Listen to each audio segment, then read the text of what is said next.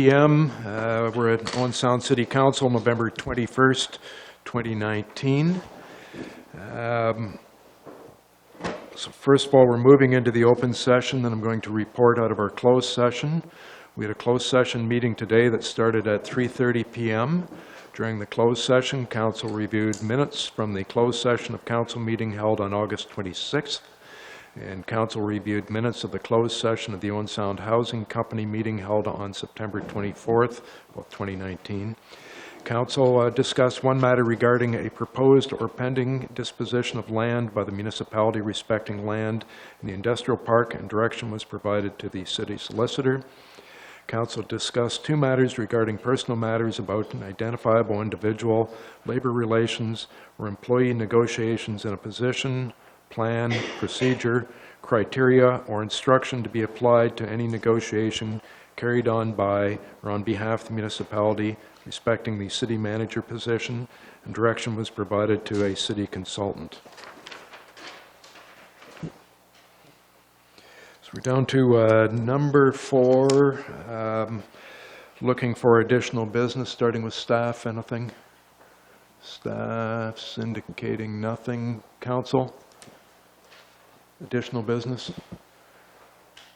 Okay, Councillor Dodd? Thank you, Your Worship. Just be that final announcement for the Next Young Professionals Network this upcoming Thursday. Okay, anyone else? Seeing no one else, I'll have some matters, just current events and things that I've been at in the last couple of weeks to touch off. Number 5, disclosure of pecuniary interest in the general nature thereof. Seeing none. Number 6, confirmation of the council minutes. Councillor Hamley. Moved by myself, seconded by Councillor Kepke, that the minutes of the closed session of the regular council meeting held on October 26th, 2019, as printed, be adopted. All in favor? And that is carried. 6B. Moved by myself, seconded by Councillor Gregg, that the minutes of regular council meeting held on October 28th, 2019, as printed, be adopted. And all in favor? And that is carried. Number 7.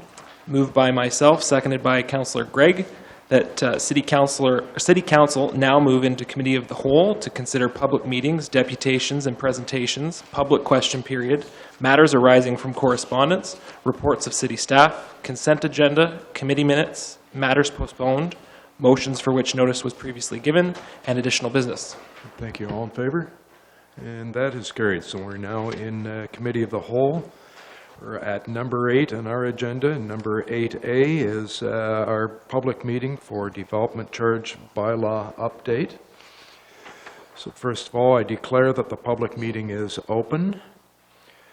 This is a statutory public meeting pursuant to Section 12 of the Development Charges Act, which mandates such a meeting prior to Council's passage of development charges bylaw. The purpose of the meeting is to give the public an opportunity to ask questions, provide comments, and develop presentations, and make representations on the proposed development charges bylaw. Next, it's down to you. Thanks. Through your worship, notice of this public meeting was posted on the city's website and published in the Sun-Times on October 25th. The background study was made available on the city's website on October 16th, and the proposed draft bylaw was made available on the city's website on November 4th.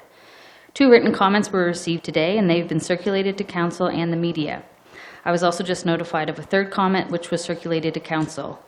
All of these comments will be added to the agenda when it is republished tomorrow, and these comments will be added for archival purposes. For those of you here for this public meeting, please make sure you sign the sign-in sheet located on the table just inside the door. The personal information collected at this public meeting is collected under the authority of the Development Charges Act. The information collected will be used to complete the Development Charges bylaw update and will form part of the public record. Questions about this collection should be addressed to myself, the city clerk. Good, thank you. Next, we'll have a presentation from Henson Consulting Limited.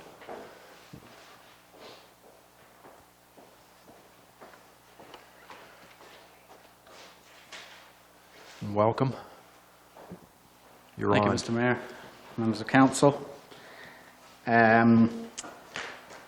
As you mentioned, then, this is a statutory public meeting held under Section 12 of the Development Charges Act, and this public meeting is required prior to Council considering and passing a new development charges bylaw. I'm just going to do a brief presentation on development charges. You will know that I've spoken to this Council about development charges already, once in July and again on October the 7th. Just before the background study was released, so some of the material you see on the screen will be familiar to you. However, this is tailored towards people in the room who perhaps are participating in this process for the first time.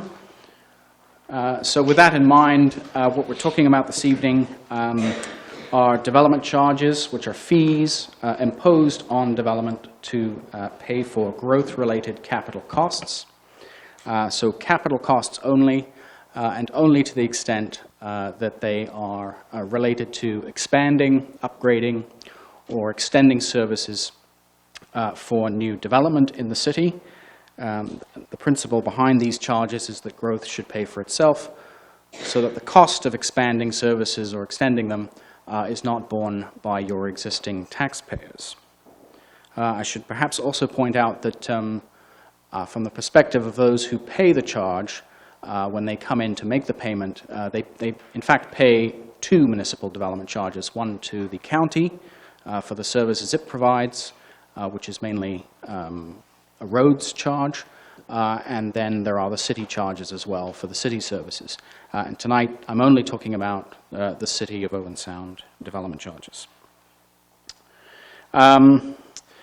Development charges are imposed by bylaw, and the maximum life of a development charges bylaw is 5 years after the day it comes into force.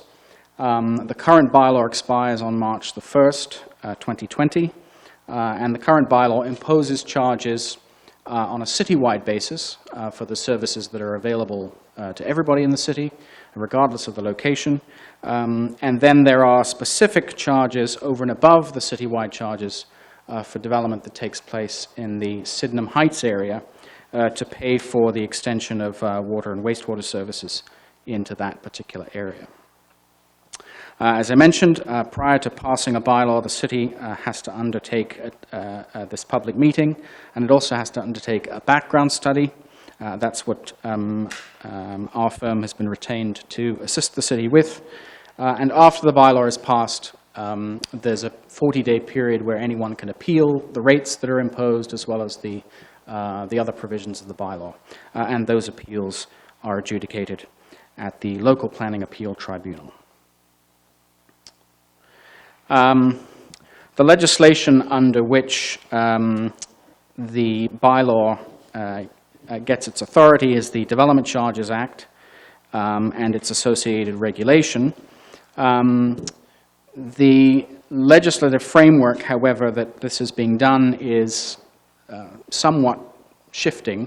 The current provincial government, as you know, enacted Bill 108, the More Homes, More Choice Act, at the beginning of the summer, that made some quite substantial changes to the Development Charges Act, the Planning Act, and a number of other pieces of legislation.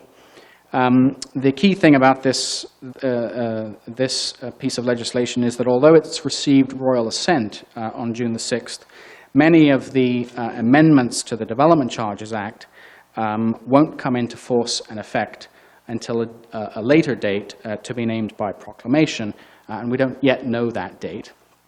The target is the 1st of January 2020, but that's rapidly approaching, and the key provisions are going to be imposed through regulations, and those regulations have not yet been finalized. Development charges are calculated and imposed on a service basis. So when you see the charges in the bylaw, there's a schedule in the bylaw, and you'll see actually that there are 12 separate charges, one for each of the services which are eligible for funding. And the current legislation distinguishes two types of service. So there are services for which you can impose a charge to pay for 100% of growth-related capital costs, the so-called hard services, And then there's a group of services for which you can only impose a charge for 90% of growth-related capital costs, and these are referred to as the discounted or the soft services. And although there are many changes to the way development charges are going to be administered and collected, the most substantial change brought about by this new legislation is that the soft services, the 90% cost recovery services, will be removed from the development charges framework and replaced with a new authority under the Planning Act called a community benefits charge. And this new community benefits charge authority will allow the city to fund these services together with funding the parkland or the cash in lieu of parkland that it currently receives by way of dedication when development is approved here. And I don't think this happens very often in the city of Owen Sound, but to the extent that the city secures contributions for additional height and density of buildings, that authority too will be subsumed into this new community benefits charge. So the bottom line is the soft services will be outside the DC framework once this new legislation comes into force, and it'll only be hard services for which you can impose a charge. The transition is, again, somewhat up in the air right now, but the plan right now is that the authority for the new charge will come into force on the 1st of January 2020, and the city will be able to continue to impose development charges for the soft services until the 1st of January 2021. And up until the end of this year, you will be able to pass a bylaw for both hard and soft services. And that is, in fact, what's being proposed under this particular study. So the background study was released, as the clerk mentioned, on October the 16th. And what the study does is it provides council with the maximum rates it could impose under the current legislation and under the same rate structure that is in place. So for most services, a charge that applies uniformly across the city, regardless of where the development occurs, and then an additional charge layered on in the Sydenham Heights area for those water and sewer costs. I should mention that the rates you see in the background study have come down slightly, and I'll go into why in a couple of slides' time. These are the services for which the charges have been calculated. So you can see here on the left, there are the protective services of fire and police. There are the engineered services of roads, stormwater, water, and wastewater. There are the services which are going to be removed from the bylaw once Bill 108 comes into force, which is the growth studies, the library services, and the indoor and outdoor recreation. And there's also charges for transit and waste collection. For most of these services, a charge has been calculated to recover costs 10 years into the future, but for the engineered services, the four at the bottom, the charge has been calculated to recover costs not to 2031, that should say 2038, so my apologies, that's to 2038. So I mentioned there's been some changes since the study was released. We understand, of course, that Council is currently undertaking a budget process and developing a long-term capital plan as part of that budget process. So some of the changes that have occurred have been done to align that process with the development charge process. And I've just listed here some of the changes that have been made. There's been the removal of a roads project, the Downtown River Precinct Phase 1 project has been removed from the capital program. There's been a removal, too, of some playground benches and trail development in the Kelso Park. There's been a change to the timing of a master plan and a slope stability analysis report. And there's also been costs updated for some of the water projects as well. The bottom line is that the maximum development charge that's been calculated for a single or semi-detached unit in the city has fallen by $149, from $13,600 to about $13,470. And on the non-residential side, the maximum charge has decreased from $32 per square meter to about $33 per square meter to about $32 per square meter.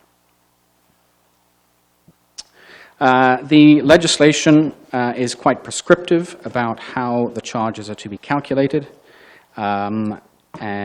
Step one to the calculation is to do a forecast of future development. Step two is to determine the levels of service that have been provided in the city over the last 10 years. Those historical average levels of service sets a limit on how much can be funded in the future. The third step is to identify the infrastructure needs of the forecast development and the costs associated with those needs. And then we have to identify the extent to which those costs can be funded by grants or other external subsidies. We have to take 10% off those costs for the soft services. We have to account for any portion of those costs that's going to benefit your existing residents, and that cannot be funded from development charges. We have to account for any development charge reserve funds the city already has on hand to fund those costs. And then the extent to which some of that infrastructure is oversized to provide benefits to development beyond the 10 years or beyond 2038, we also have to account for that so-called post-period benefit. And what we're left with then are the costs that are eligible for development charge funding, and the costs are recovered as a charge on residential development. It's a per dwelling unit, and on the non-residential sector, it's a charge imposed per square meter of new floor area. This slide here just summarizes the development forecast. The forecast is anchored on targets, population, household, and employment targets that are set out in the Grey County Official Plan, Section 2.1 of the County Official Plan. You'll see those on the right-hand column there. So by 2038, it's 10,712 dwellings, just under 24,000 people, and 14,800 jobs. And over the next 10 years, on the residential side, it's about 50 units per year that's being anticipated, which is actually more or less in line with what we've seen in the recent past in the city, and growth of about 100 people per year. And on the non-residential side, it's relatively slower employment growth in the near term, but it picks up over the long term in order to hit the target in 2038. So it's about 30 jobs a year over the next 10 years. You can see more details about the development forecast in Appendix A of the background study. When we look at the growth-related capital program in the study, this is a program that's been compiled in consultation with the various departments that deliver the services, and with reference to your existing capital budget and forecast documents. As well, we took the forecast to Council on October the 7th. The projects themselves, the timing and the costs were all set out for Council, and the costs have been adjusted in accordance with the legislation, as I just mentioned. And all of those calculations can be found in Appendix B of the background study for the soft services, and Appendix C for the hard services, Appendix C and D for the hard services. This chart just summarizes the cost breakdown. So for the general services, the ones that are calculated over the next 10 years, it's a $9.5 million program. $112,000 in grant funding has been identified. $5.6 million will benefit existing residents, and $351,000 of the program has to be discounted. Those two components of the cost breakdown will have to be funded from non-development charge sources, almost certainly your property taxes. So anyway, at any rate, once all those discounts are applied, although it's a $9.5 million program over the next 10 years, what ultimately finds its way into the charge calculation is about $2.9 million at the bottom. And on the engineered side, in engineering services side, this is a longer time horizon. We're looking to 2038. And these are fairly substantial programs, roads, water, and sewer programs. So a $73.5 million program, $6.7 million in grants.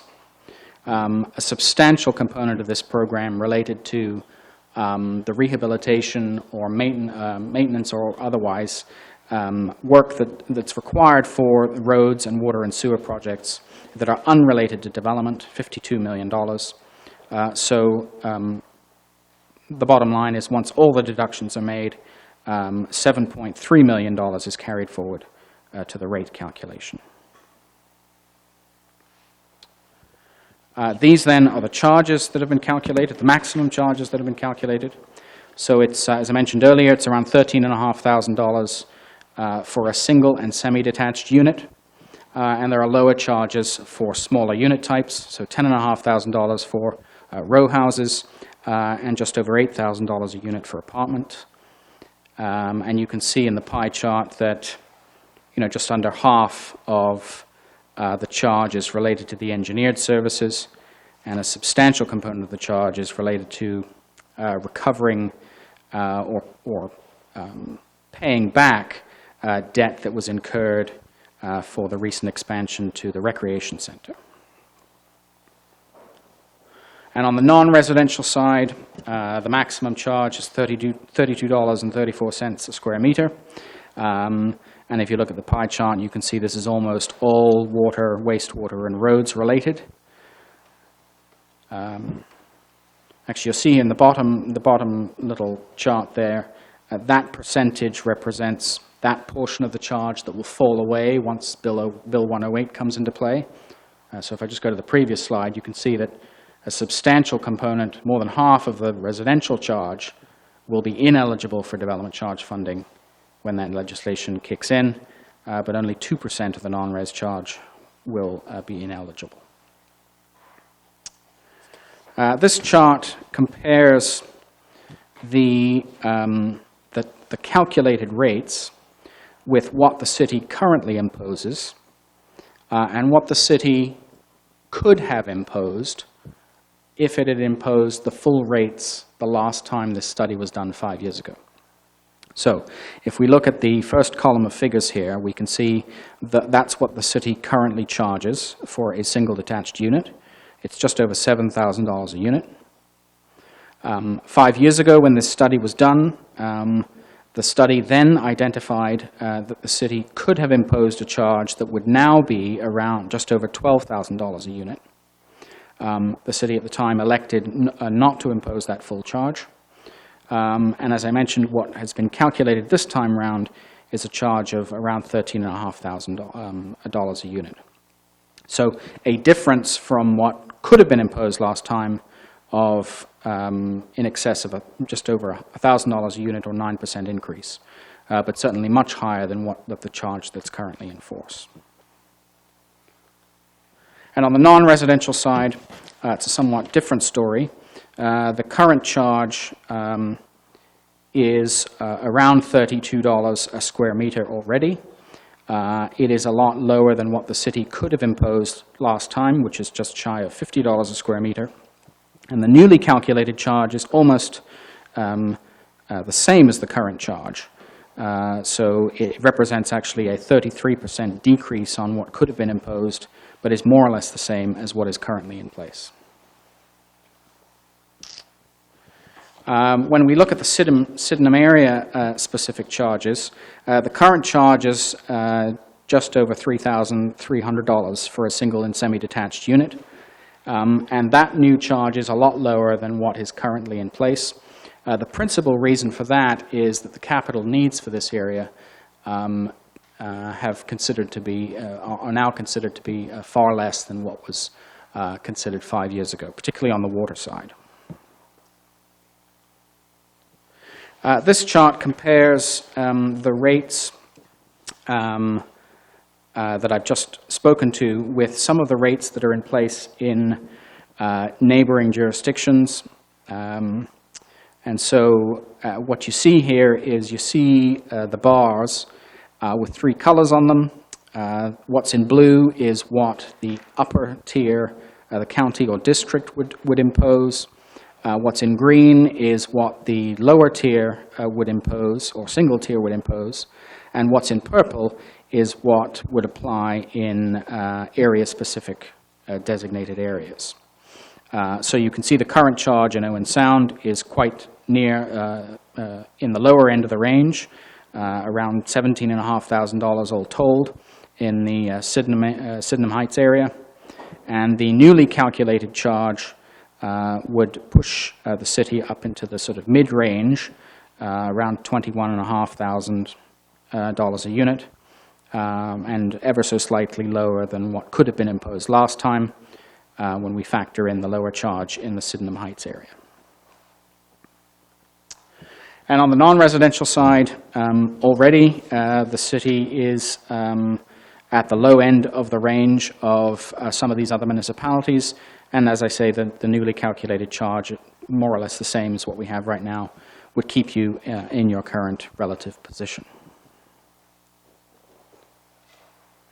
So since the study was released, Council directed us to calculate charges that would, were they to be imposed, would be imposed to recover costs only for specific services. So the engineered services of roads, water, sewer, and stormwater, and of the soft services, only the indoor recreation charge.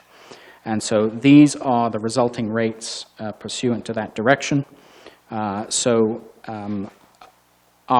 the bylaw was passed, it would be a $12,000 charge per single and semi-detached unit, and $9,500 for a row house unit, and $7,400 for an apartment unit, and a $31 per square meter charge for non-residential development. And then, assuming that the city proceeds with a community benefits charge bylaw next year, and the soft services fall away, that is the indoor recreation component of this falls away, after the 1st of January 2021, the charge would fall to $6,500 for a single and semi-detached unit. And the non-residential would stay the same.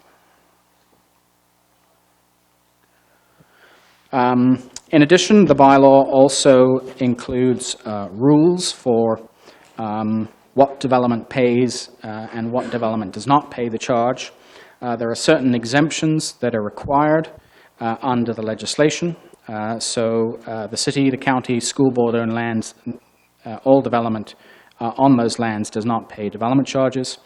There are limited exemptions where somebody wants to expand an existing residential dwelling or create an additional dwelling inside an existing dwelling. That doesn't pay. And there are also limited exemptions where an industrial developer wants to enlarge an existing building. Over and above those exemptions, we've maintained the discretionary exemptions that the city has in place. So there are also exemptions for agricultural uses, places of worship, temporary buildings. These are all very common across the province. There's a blanket exemption on all industrial buildings. Not, again, a little less common, but certainly not unusual among municipalities. And there's also an exemption for residential units that are constructed by non-profit housing organizations, including Habitat for Humanity. There is no phase-in of the rates in the draft bylaw right now, and there are no discounts to the rates over and above the ones that apply to the services that I just mentioned. The previous bylaw did have significant discounts for residential and commercial development. Those discounts expired in March of this year, so there are no new discounts that have been brought forward, just following the direction that Council gave on October the 28th. Just then to conclude with a summary of the consultation process that's been followed here. As I mentioned, we went to Council on October the 7th to highlight the growth-related capital program and to get direction to proceed with drafting a study. That study was released on October the 16th, and a draft version of the bylaw was released on November the 4th. We have received feedback at the end, late last week, from staff about some housekeeping matters and definitional matters in the bylaw, so we will continue to work through to make sure that those are cleaned up. But there are no material changes that we've had any feedback about to date. Today is the statutory public meeting, and we're certainly happy to respond to any written feedback in writing that we receive resulting from this meeting. And then it's proposed that Council consider a bylaw for passage on December the 16th. So if I could just conclude by thanking the municipal staff in the room for the help that they've given, particularly Kate Allen, who's been very helpful throughout the process, and I'm happy to answer any questions that the public or council may have. Good, thank you very much. Any questions from council right now? Seeing none for now. Great, thank you. So next, it's an opportunity for the public to make comments. We'll ask you to come to the microphone, push the button so the red light comes on, state your name and your place of residence so it can go on record. We'd be happy to hear from people. Please step up. There, you're on. Since I'm the closest to the front.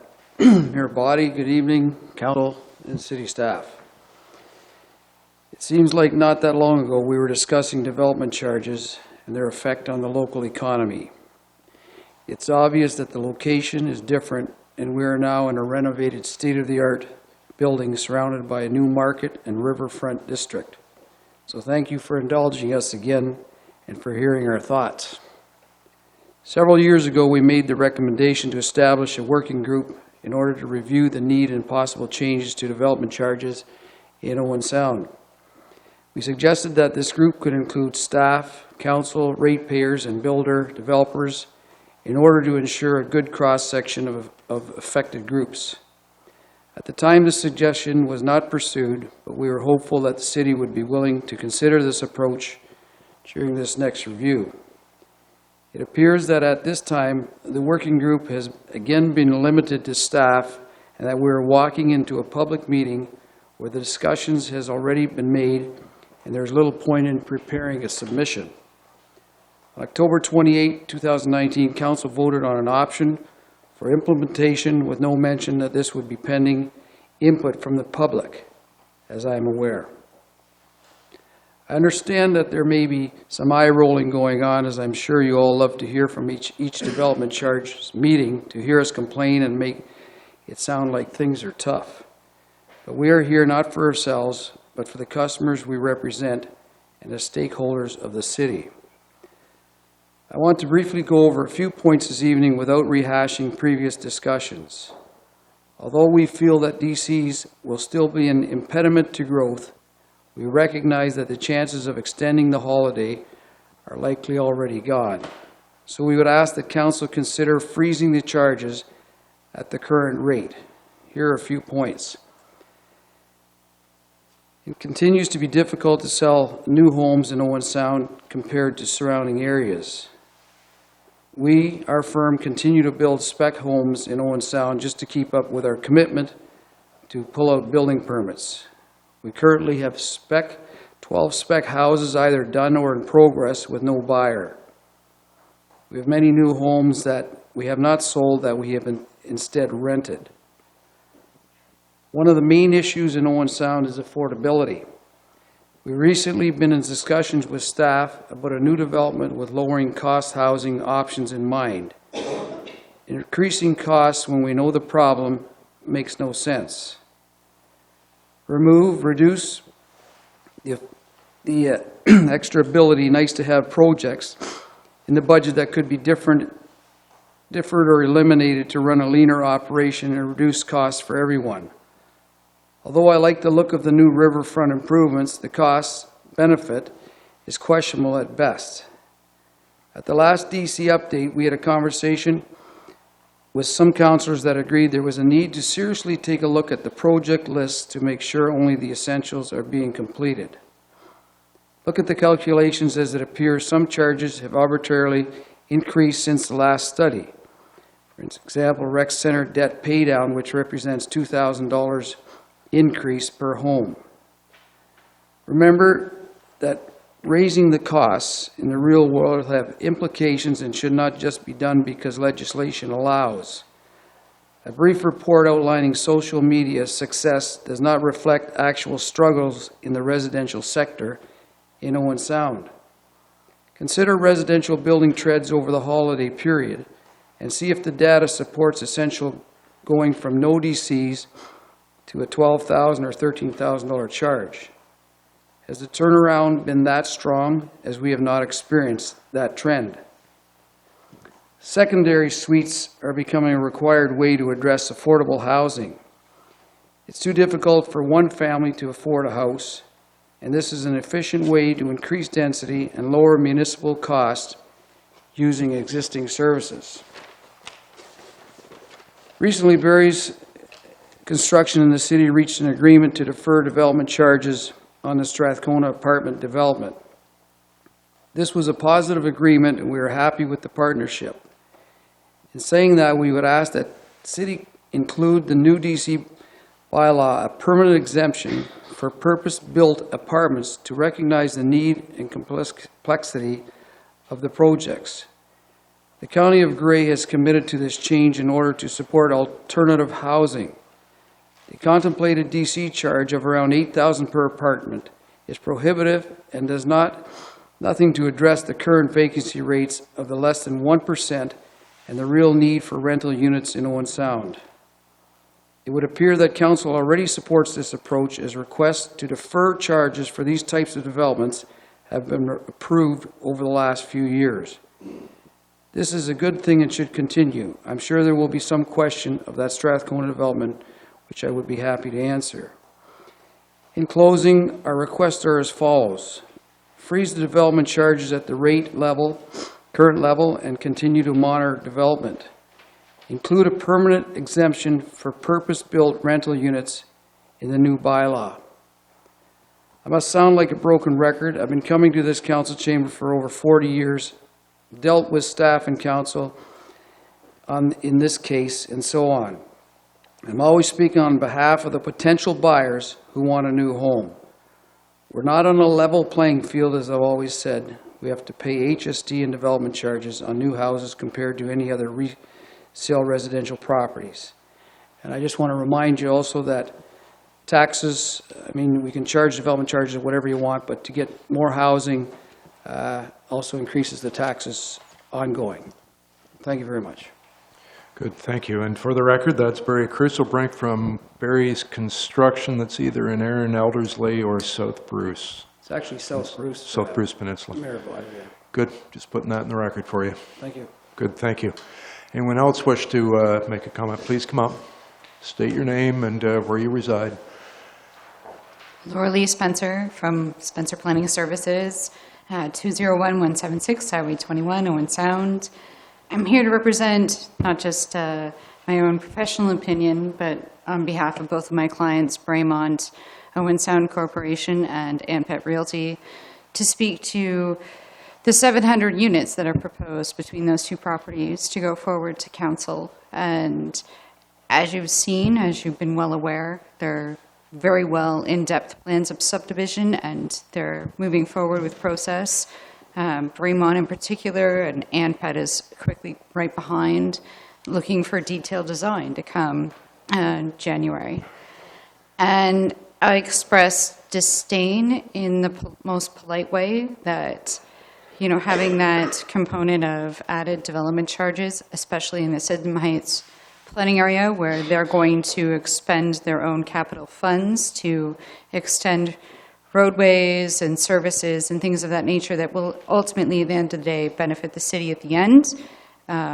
It seems premature to be considering bringing back the development charges into that community, especially at the added cost that the Sydenham Heights planning area has with front-ending agreements and capital costs of that nature. I would say until Bill 108 is really into effect and has received royal assent, that any consideration by council, I would say at this point, should be put to the wayside until those comments are made clear by the province. That's it? That's Good. all I'm going to say. Good, thank you very much. Thanks. Anyone else wish to make comments?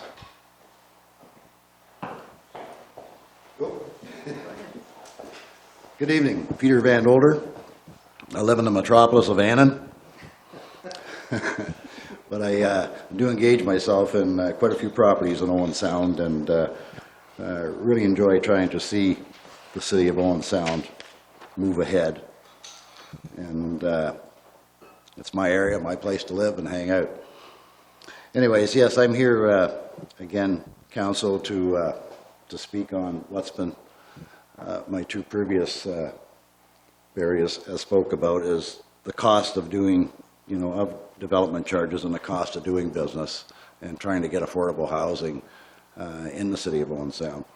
There's a lot of things in a development that a developer, I know I've been going through it for 2.5 years trying to get my residential development going, and there's a lot of costs involved, there's a lot of criteria, there's a lot of hoops, there's a lot of things to get through, and it really doesn't cost the city of Owen Sound any money. It's all on the developer. The developer pays for the streets, the developer pays for the sewer and the water and the lighting and the parkland dedication fee, and there's not a lot of cost to the city. We even pay for our application fees to help pay for some of the staff to get it all through. Anyways, I really believe for the long-term gain of the city of Owen Sound, you've made some good initiatives here with some extra servicing on the east side of Owen Sound. I really think we have to give low-cost housing, we have to provide low-cost housing to the city of Owen Sound for the people of Owen Sound. I believe the future, the long-term gain for the city is much sounder planned by reaping the tax benefits than trying to add a little bit of a DC charge at this point in time. So my concern is, I really believe the future of Owen Sound is residential growth. The future of Owen Sound is affordable housing. The business future of Owen Sound is long-term residential tax revenue. And I would really recommend that we keep our development charges where they are. Great, thank you very much. Thank you. Other comments? No?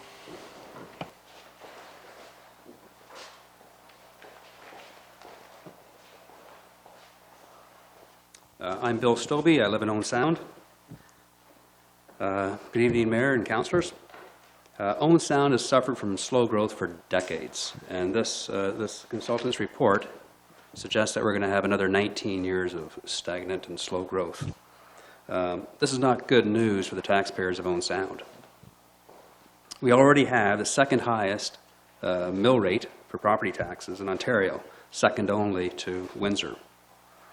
Owen Sound needs growth. We need more growth. We need to increase our tax base. We don't want our property taxes to increase to the point where residents are moving outside of the area or even not even coming into Owen Sound because of our high taxes.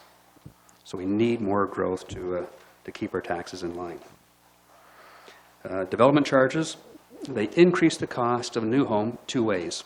First is the initial sale of the house, the purchase of the house. It's proposed to be $22,000 to $23,000.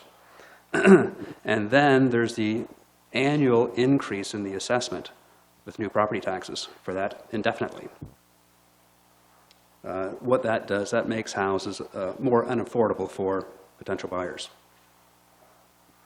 The best way to stimulate growth is to create development-friendly policies, and the moratorium on development charges that the city had is a perfect example. It worked, it did well. In 2014, we had 10 new homes built. In 2017, we had 91. It works. We know that it works.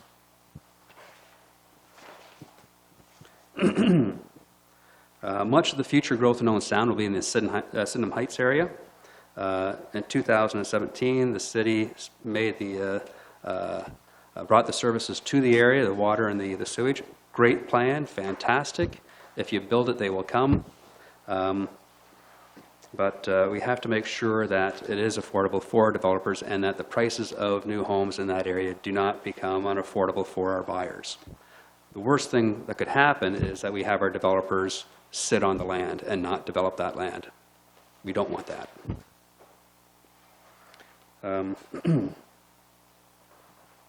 We just need more growth, and I respectfully ask council to return to the moratorium on development charges. That was fantastic, it worked, and it can work again. Thank you. Good, thank you. Did you put in record? That's Bill Stobie. If he didn't put that in record from Owen Sound, he did. Okay. Anyone else that wishes to speak to this matter? Go ahead. Hi, I'm Francesca. I'm the Executive Director of the United Way. I'm also a resident of the City of Owen Sound. And I'm always really excited because when we ever talk about development charges, that's when we start talking about affordable housing. So I'm really excited to hear about all this affordable housing that we're going to get if we're able to keep the development charges under wraps. We've also brought the issues of the cost of sewer and water to this council and our concerns around housing affordability. So I would encourage council to think of development charges as both carrot and stick. So if you want denser, more affordable housing, smaller units, going back to row houses and apartments and rental, use your development charges strategically to achieve that because you have that opportunity. If people want to build, the big stuff, that's great. But we have newcomers that want to come to our community. We have people that want to come here, but they can't find a place to live that's attainable and affordable as that starter place where they want to launch from. So I'm just here to encourage council to think about affordable, attainable, densification, and use your opportunity with development charges as a carrot to incentivize those builds to meet those needs. Thank you. Great, thank you. Is there anyone else that wishes to speak to the matter? This will be our last chance. This is the public meeting, the perfect time for it. Seeing no one going to the microphone, I thank everyone who has come out tonight to be involved, that has spoken, and thank you for your input. With that, I can now declare that the public meeting is closed, and so that ends 8A on our agenda. Just before I go to number 9, it's come to my attention that when I opened the meeting, I stated that it was November 21st, which is what the agenda states. Of course, this is November 18th, Monday. And I understand the agenda will be republished and corrected tomorrow with the 18th on it instead of the 21st, but we're all here, so we know that we're here on the right day. Number 9, deputations and presentations. We have none. Number 10, public question period. If there's anyone that wishes to ask a question, now would be the time to ask. And again, I'm seeing no one going to the microphone. Number 11 on our agenda is correspondence received, which we have to give direction, and we have none. So we're down to 12A, and the first one is a report from our planner on subdivision for Telfer Creek. Welcome, Ms. Can. Thank you very much, and good evening. Get over here to our presentation.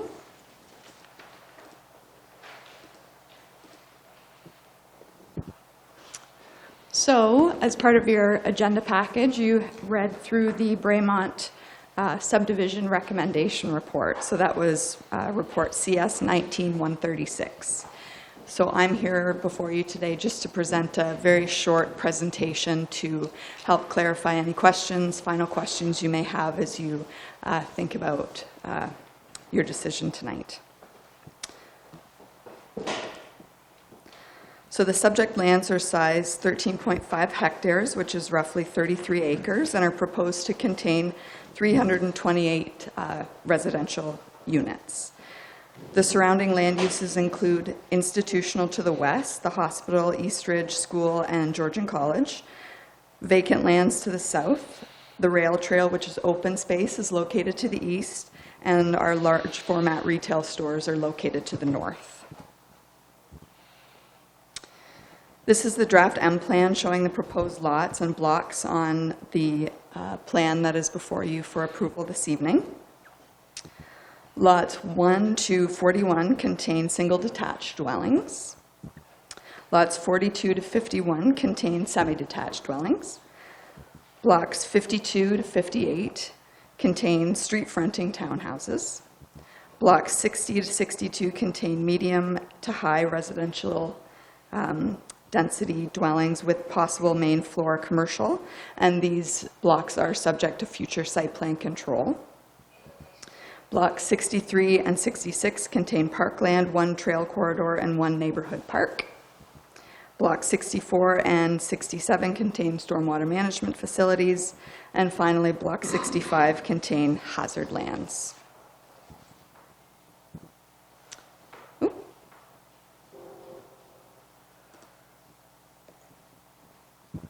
Sorry about that.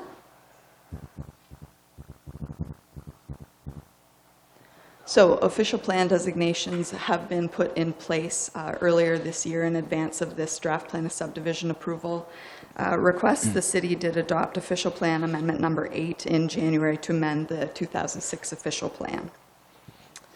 The new designations are shown on this map before you. And similarly, in January this year, zoning bylaw amendment 26 amended zoning on the subject lands to again facilitate the proposed development. So here we just have a bit of an image showing you where the future road will connect through the subject lands, being Braemont indicated in the yellow.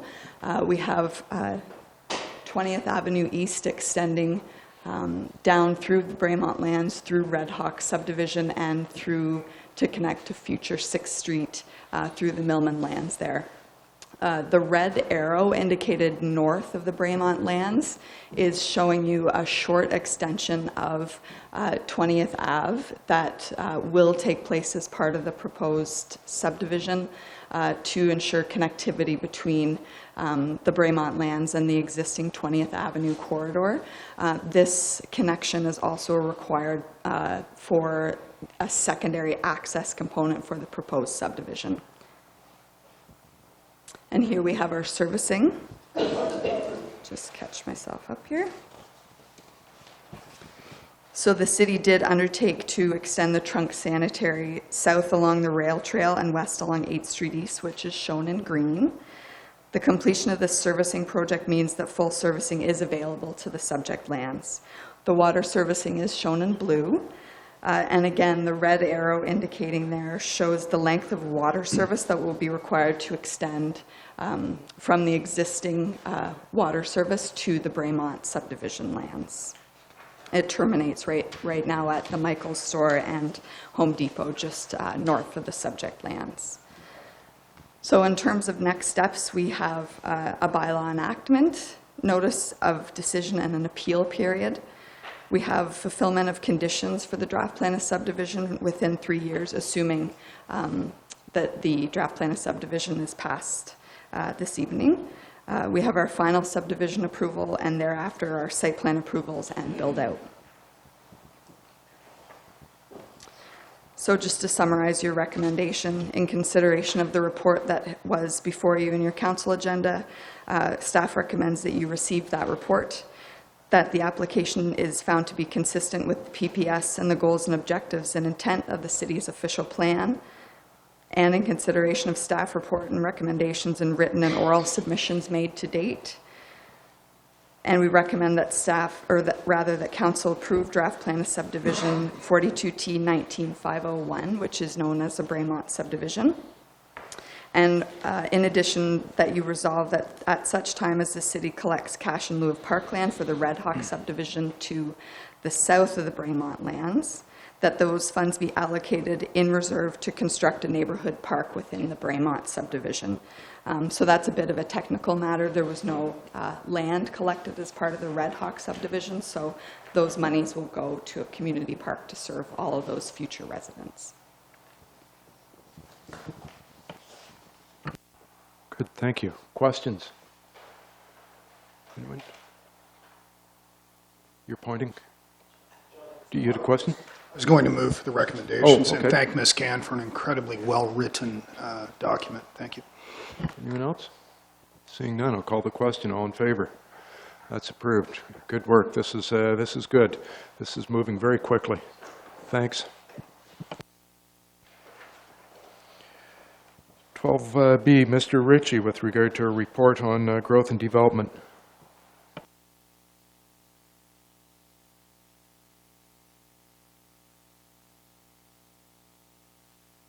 Thank you, Your Worship. That certainly makes this report pretty easy to follow.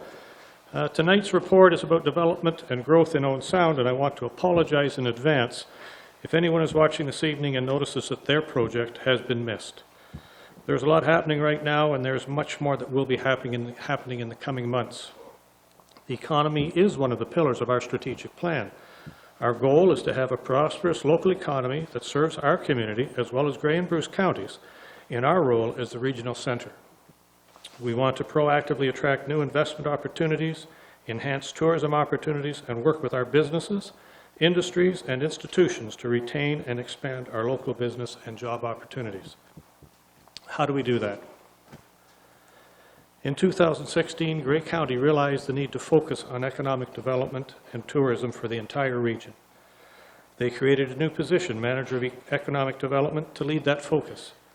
In 2017, the county felt that additional human resources were required. The county and the city formed a unique partnership that transitioned the city's Manager of Economic Development to the county's development team.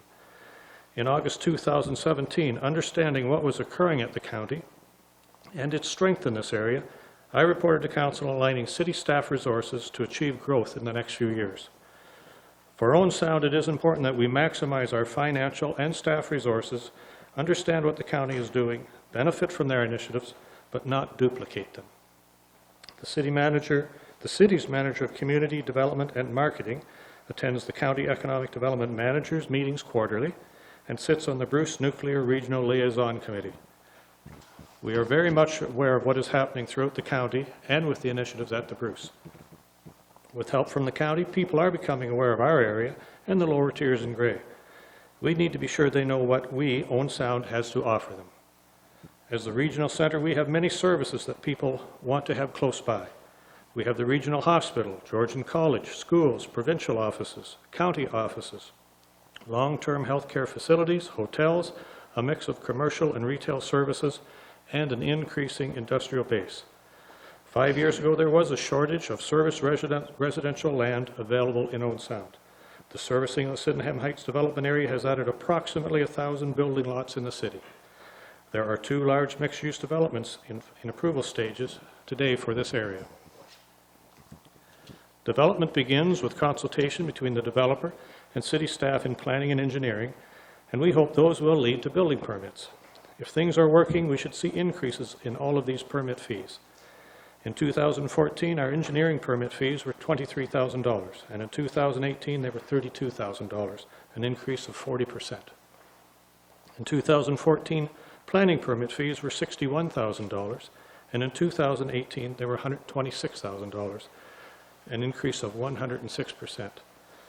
In 2014, building permit fees were just $101,000, and in 2018, they were $356,000, an increase of 252%.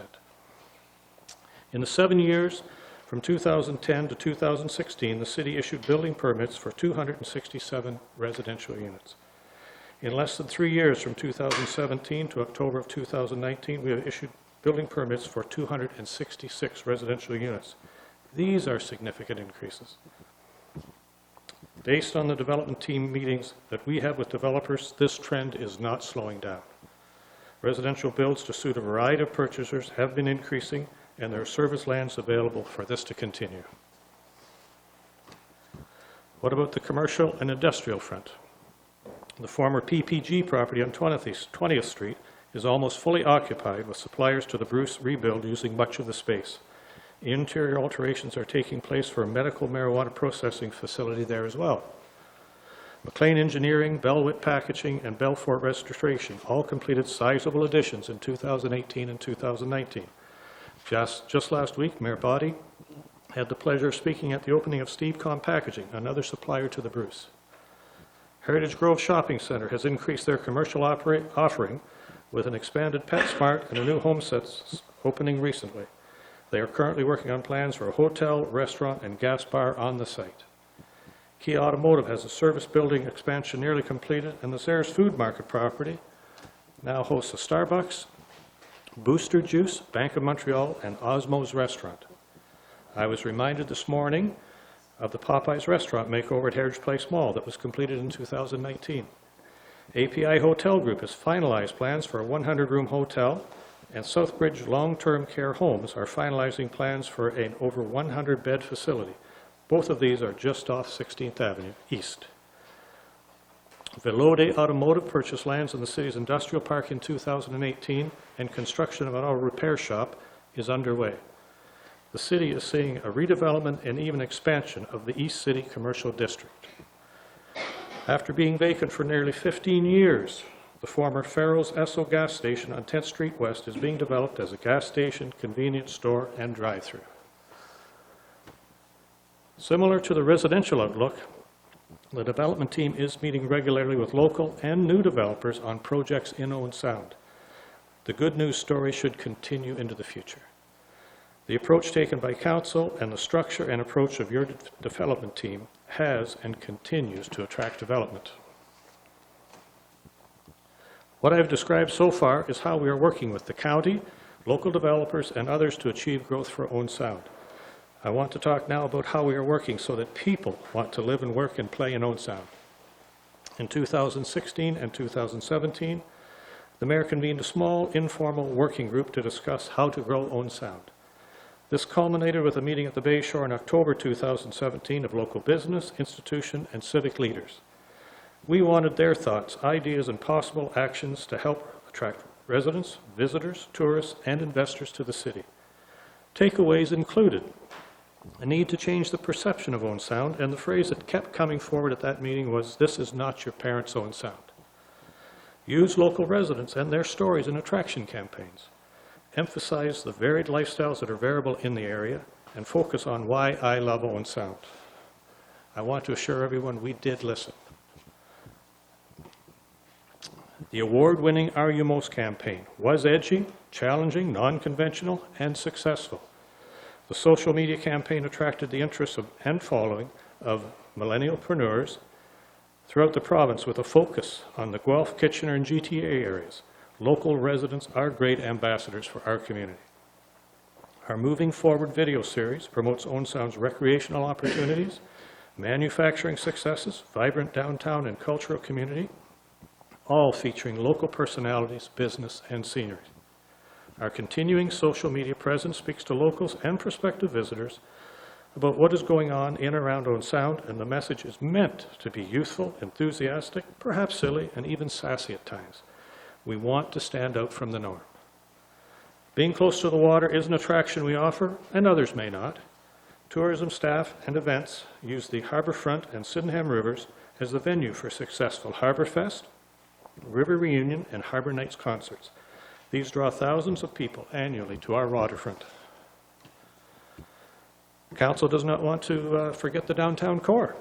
In 2019, the city and downtown improvement area collaborated to provide free parking to patrons in the downtown. With one agreement, most of the negatives associated with paid parking were eliminated from the downtown equation.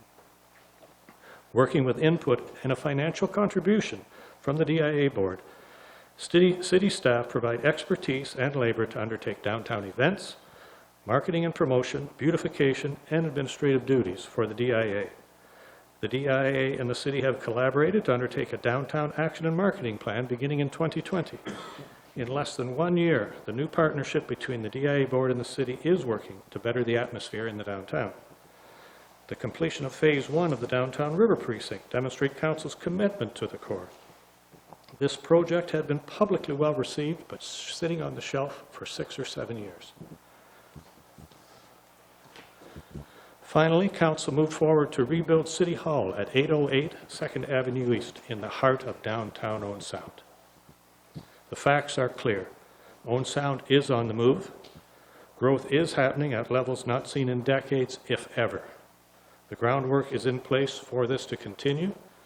The team approach of city staff and resources and working with partners is paying dividends. And now, Your Worship, if there are no questions, which I can certainly answer after, our Manager of Community Development Marketing will launch our new latest video appropriately for this evening entitled Development. Thank you, Your Worship. Thank you.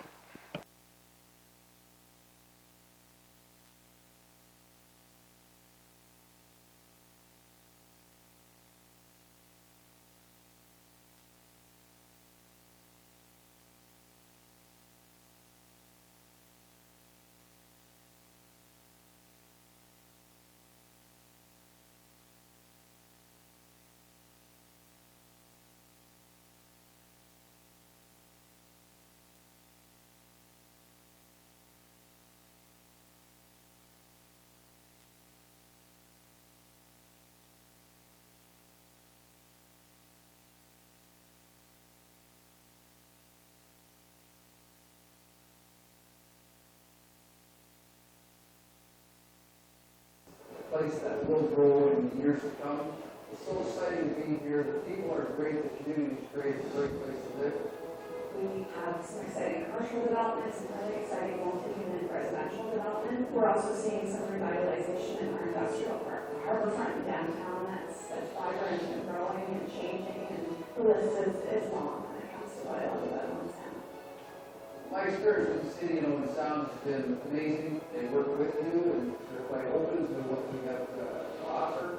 Lots of areas to develop for seniors, for young people, in tourism. We have good shopping, great hospital here, we've got a regional area, we have an airport here. We're thinking people right now, there's always something happening. It's one big community and happy family. Yeah, Owen Sound is a great place to live. The possibilities are endless here in Owen Sound.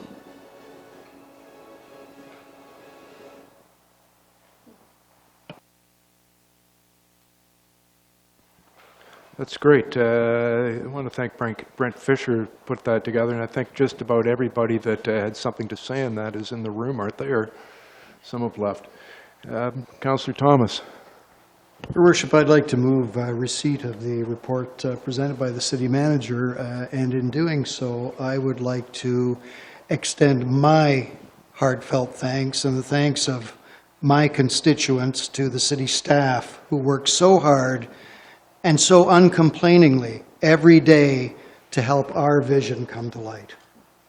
Good. Thank you. Other comments? Councillor Kepke. Thank you, Your Worship. Through you to the city manager, thank you so much for this great report. We all know how hard everyone's been working and all the projects they've been working on, but it's great to see it all in one capture. I know you did apologize for missing some businesses or things that were happening, but I wanted to mention, keeping in line with the harbor development, we would be remiss without mentioning the development of Mudtown Station as a business opportunity in our harbor and its attraction to showcase our harbor area with a focus on our history, commercialism, and culture. So with all those things, we're growing and going forward, and we appreciate all of that. Thank you. Other comments? Push the button. Nobody can hear you if you don't push the button. Go ahead, Councillor Dodd. I thought when I spoke, you just would speak for me, but well, I think a great accomplishment that we've had, that it's not just necessarily the City of Owen Sound, but it's municipal nonprofit housing. Their expansion of Adawa Heights is phenomenal, and they're doing another phase currently. So there's so many other projects that are on the go, and like you said, you may miss some, and it's funny when you start actually seeing the brainstorm of all what is going on, and I'm very appreciative of the work that you did go into this, because sometimes we do just need to be reminded of the successes that we are seeing in our community, because I'm a big advocate on, sometimes you walk by a tree so many times that you forget it's still green, and it's a great big beautiful tree, and that's that when you see this development, sometimes you're back in your own world, and you kind of you miss what we have and the great things that we have accomplished, not just us, but all of you who have put your hard-earned money and your time and devotion, and staff and the public for having faith in everyone working together to try to get to that goal. So it's a great report. Thanks.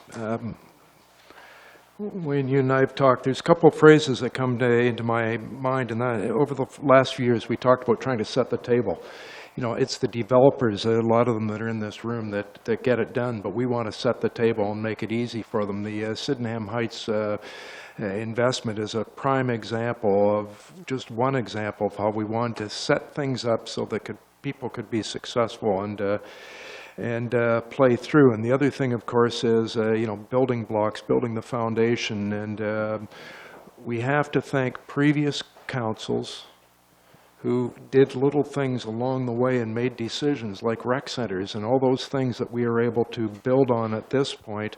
And hopefully we continue to work hard with policy and setting the table so that the next council and the next council and the next council after that can build on the building blocks that we've set for them and keep moving forward. So thanks to staff for all the work that's gone in showing that, and of course we're not done yet. Now, you also mentioned something about quirky, fun little messages, and I got to go back and thank Brent Fisher. There's signs trying to promote downtown, and other downtowns have done some fun things and put up some jokes and things as they're going through construction.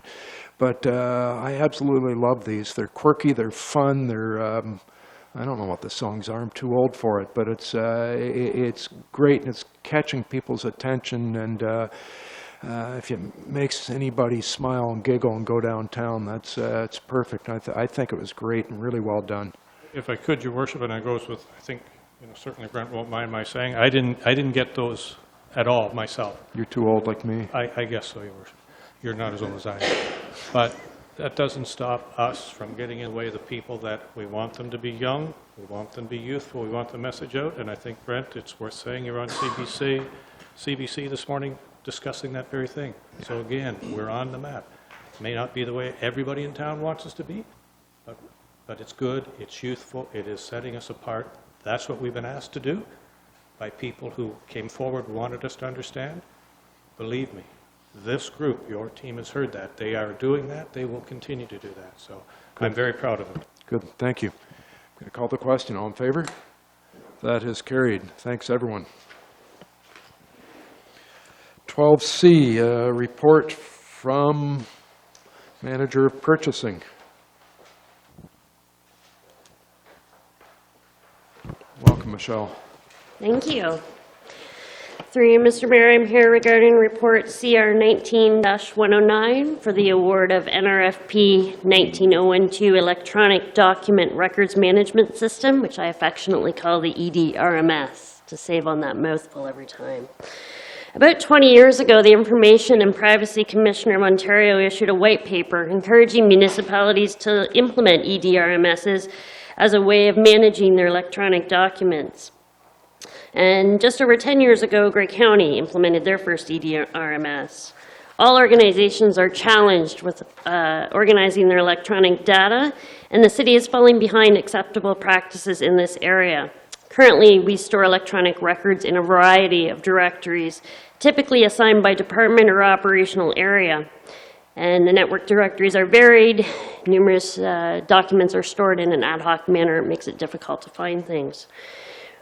We went through this project and we identified a lot of benefits outlined in the report, but mainly around increasing efficiency and sustainability of service, increasing our legislative compliance and reducing our risk. And to do that, we went through a request for proposal process.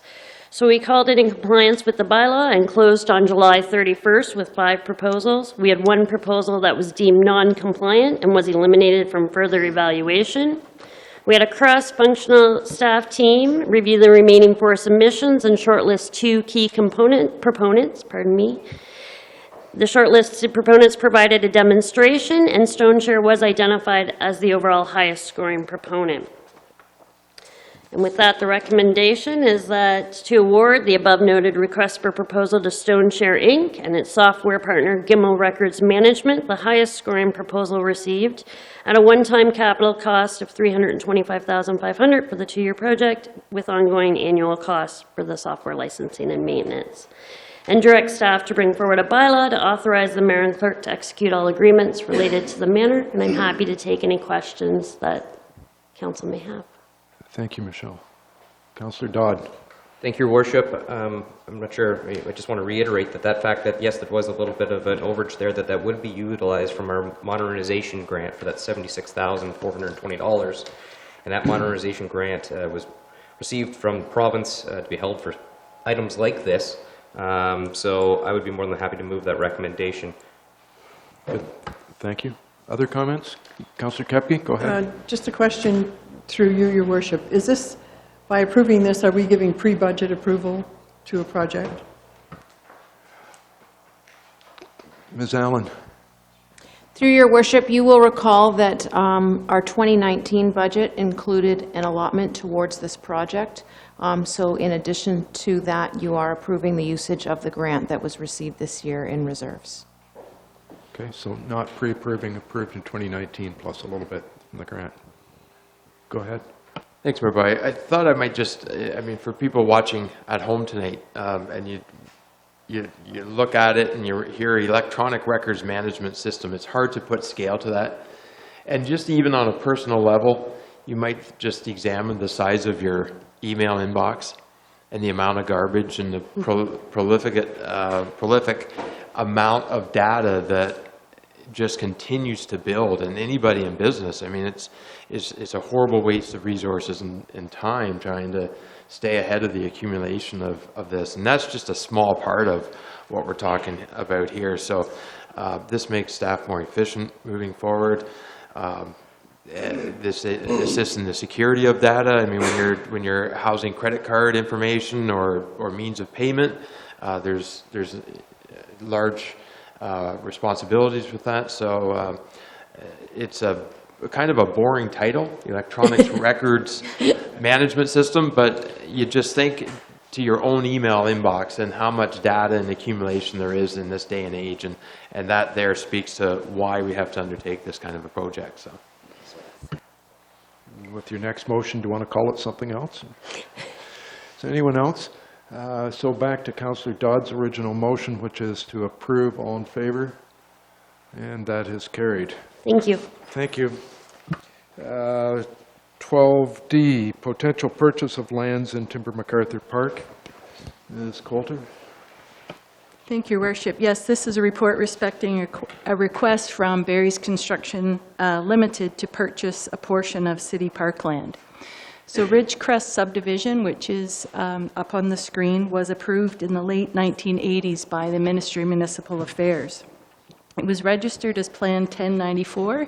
It included 68 lots with a subdivision agreement relating to those lots along the 8th Avenue East frontage. A couple of those have homes on them. The development of the remainder of the plan of subdivision requires a subsequent subdivision agreement. Through the process of pre-consultation, the developer has identified that they wish to either develop the subdivision as it was originally approved, or a second option would be for them to develop it at a higher density with 81 units. This pre-consultation has precipitated the request to purchase certain lands that are immediately north and across 23rd Street from the existing draft plan approval. If the clerk could go to the next slide. So you'll see the area identified in red there. So currently, 23rd Street extends from 9th Avenue East west to a point about 2/3 across the frontage of the St. Dominique School property. For Ridgecrest, the 23rd Street needs to be extended about 140 meters west. Normally, the cost of building a road is shared by the developer on each side of the road. In this case, the city owns the lands on the north side of the road. A purchase of these lands would allow the developer to have the benefit of double loading this road or having lots on both sides. In terms of the official plan and zoning, the official plan designates the property open space, and the zoning is also open space. So official plan amendments and zoning amendments would be required to go along with the request. The Recreation Parks and Facilities Master Plan was updated in 2018 and provides some helpful insight when considering this request. Section 6 includes an analysis of parks as well as playgrounds. It divided the city into 4 quadrants. The area, the northeast area of the city is in quadrant 2. Generally, the city is slightly undersupplied for neighborhood parks and exceeds the supply on community parks and city parks. So within quadrant 2 specifically, there is 70.44 hectares of parkland, which includes 2 neighborhood parks, 3 community parks, as well as 4 city parks. This map shows a parks proximity analysis, and the adjacent residential areas to Timber MacArthur Park and Stony Orchard Park are generally within walking distance for much of that parkland. Open space network also runs through this area.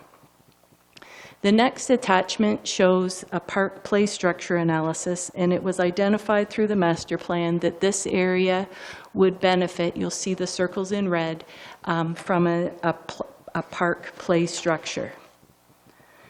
Section 6.6 of the master plan identifies policies with respect to transition or selling a portion of parkland. And the first thing is to determine if you want to consider partial disposition.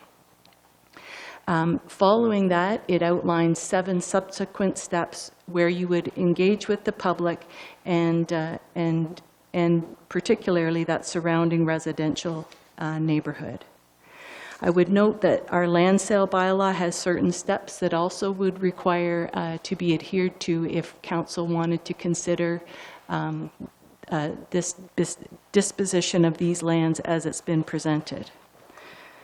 So the recommendation, Your Worship, is that in consideration of a report, that you would ask staff to move forward with the 8 steps in the recommended approach for repurposing the parklands, as well as comply with the city's land sale bylaw.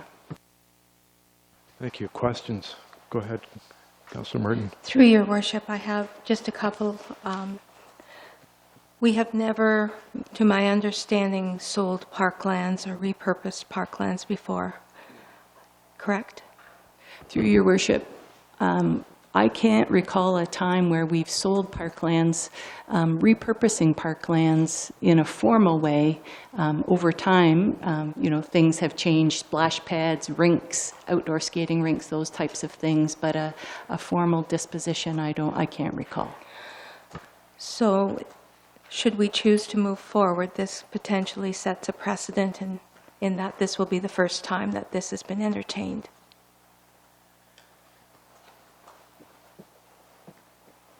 Or was that a question? Or is it I guess I would like that confirmed.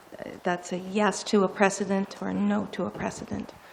I guess it's up to council whether it sets a precedent. What I understand is through the Recreation Parks and Facilities Master Plan that we looked at the supply of parkland in Owen Sound. What we committed to was a process by which council would follow if you were going to consider either repurposing or disposing of all or parts of parkland, given the summary in Section 6 of the supply of residential parkland.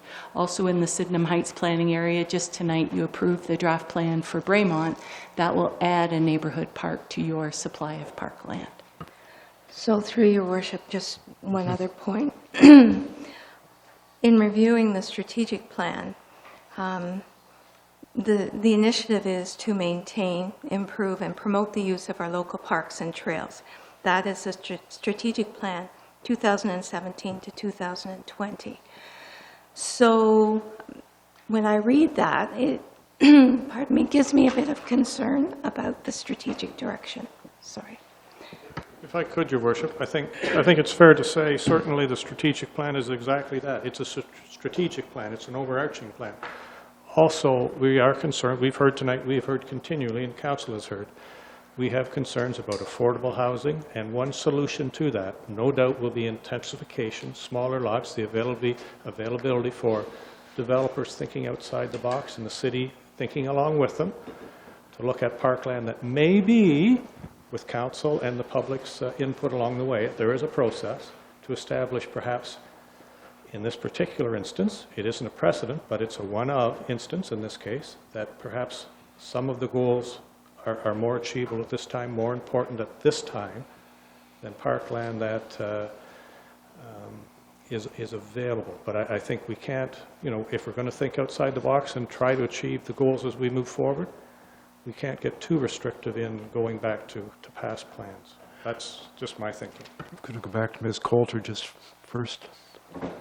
Through your worship, I certainly appreciate the strategic plan, and that's always part of our reports and always is a foundation, especially, I think, for the planners' thinking. It talks about maintaining, improving, and promoting the use of our local parks, and I think the master plan demonstrated, and I don't want to presuppose the whole process that's recommended through the Parks Master Plan, but I didn't really touch on the financial implications, and what I'm recommending is that any revenue from the sale of parkland here would be put into a reserve specifically. If you remember that red circle, this was identified as an area that would benefit from a neighborhood park, that the funds be expended in this area to develop a neighborhood park, much like in the Braemont subdivision. The cash in lieu of parkland from an adjacent subdivision will be used to develop that subdivision within the park next door. So I should have touched on that, but I certainly think it's worth mentioning that financial point. And the master plan, I think, was intended to be making sure that we are providing for the use of those local parks. Councillor Thomas. I understand Councillor Merton's issue with that. I guess my perspective is just a little bit different. I'd love to have a condo in Harrison Park personally, but, I'm not going to ever. When we call this parkland, I think it's just a very general term for what the area is, because what it is really is an open field, and it is a massive open field. And I certainly, in this case at least, don't have any issue at all with giving some consideration to this proposal simply because of the type of land that it is. Okay. Councillor Gregg? Thanks, Mayor Bryan. Through you, a couple questions. What would be, and just approximate dollars to the Director of Planning or of Community Services, what would be the approximate investment by the applicant to go through a zoning and official plan amendment in terms of cost? Through your worship, around $3,000 for an OPA and ZBA. Okay. And secondly then, an approximate estimate on if the city was to undergo that road construction or the extension of 23rd Street West, what would that, to the Director of Public Works and Engineering, be approximately? Thank you, Your Worship. I think it's about $80,000 for about half the work. Okay. And I hear Councillor Merton's concerns too, but I'm in favor of taking a look at this. I'm somebody that I take a look at St. Julian's Park on 23rd Street and noting the absence or the desire for seniors housing, as an example, in the city, and the fact that it's right adjacent to a bus route, I'd be the first one to jump in line to take a look at the feasibility of putting some houses on a street like that and shrinking but enhancing that park. And I would just look at it as right sizing, so I have no problem with furthering this process for this report. Councillor Dodd, thanks. Thank you, Worship. Just a procedural question. If we did go forward with this and we declared the parkland surplus, would it be open up to any purchaser, or would it be guaranteed just for the vendor that would put their name forward? Through the city's land sale bylaw, there's various methods of disposition. So a direct offer with respect to purchase would be one of the methods of sale. So council can pick the method of sale in the next, one of the things that we're required to put in our notice of intention to dispose is the method of how we're going to dispose. So we would need to, if council wants to proceed, turn our minds to that. Is this the offer that you want to consider and negotiate and go forward with, or do you want to put it out in a different way? Okay. Looking this way, anyone? So I read it a couple of times, the report a couple of times today, and I couldn't quite get my head around it. But basically, we're not approving the sale today. We're not approving the turning it from parkland into not parkland. We're not. We're really just approving the start of the procedure, and we as council will make decisions going forward on some of the steps before we get to approving it to be sold or be selling it. Through your worship, you're correct, and I wonder if it would be helpful for anyone watching at home that lives in this neighborhood to know that the first thing would be an assessment of the current conditions of the park and different alternatives. We would survey the residents within 500 meters. We would hold a public meeting. Based on that feedback, we would look at alternatives and select a preferred alternative, look at design and actions, hold another meeting to review that design, and then present the final plan to committee and council. So there we go. Good, thank you. Out of that, does that raise any questions for anyone else? Go ahead, Councillor Gregg. With that said, I would move the recommendation as it's presented before us tonight. And I'll do that noting that the biggest buck I have ever seen in my life is just a little north of where we're talking about in that park tonight. There's been some magnificent deer back in there over the days, back in the old apple orchards. Has anyone got a loonie? Call the question, all in favor? That's carried. 12E, request from Georgian Landing respecting second extension of residential charges, development charges. yes, this report is regarding an extension to residential development charge agreement. Council in April of 2019 had approved the request by Giorgio Hydery respecting a 39-unit multiple residential development at the intersection of 3rd and 2nd Avenues East at 17th Street. The extension was till March 1st of 2020. The timeline related to the approvals is attached, but council gave site plan approval in January of 2019, and then you issued a conditional building permit recalling that there was a request to do that in advance of the record of site condition. The request by the developer is attached. It outlines the reasons for the request, and the request would be to extend the timeline to August of 2020. The recommendation, Your Worship, is that council would provide direction. If council does wish to approve the request, staff would need to bring forward an amended agreement with a bylaw. Great, thank you. Councillor Dodd. Thank you, Your Worship. When I went through the letter, and I went through the letter of the contractor states looking for a completion date around next August, or give or take a month.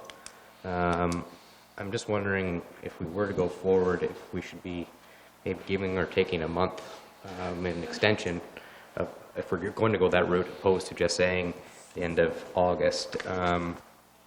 I will move that recommendation.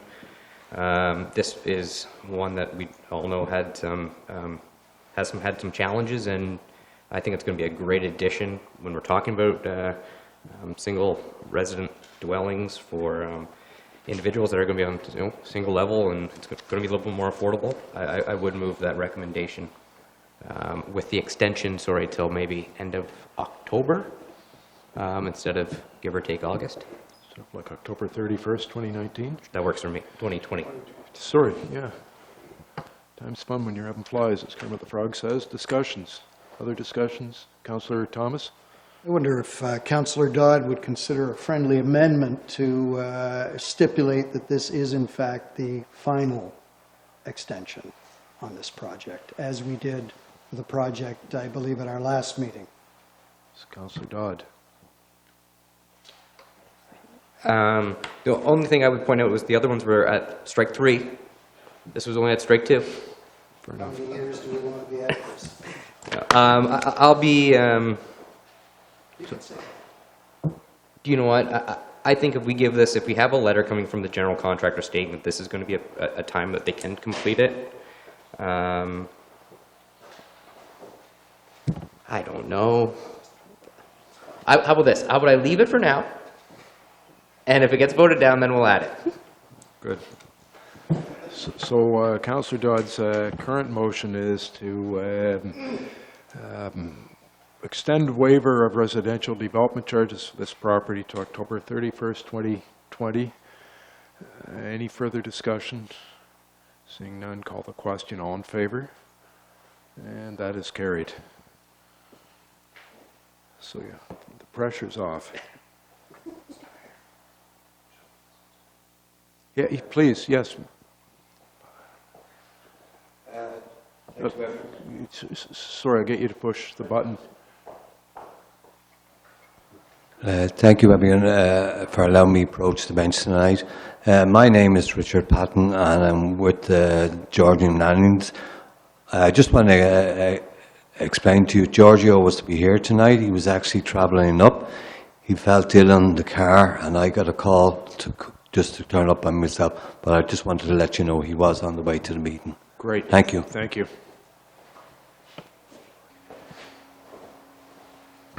So 12F is a report from Planning Department with regard to zoning bylaw for our ongoing cannabis food beverage production facilities. Go ahead, Pam.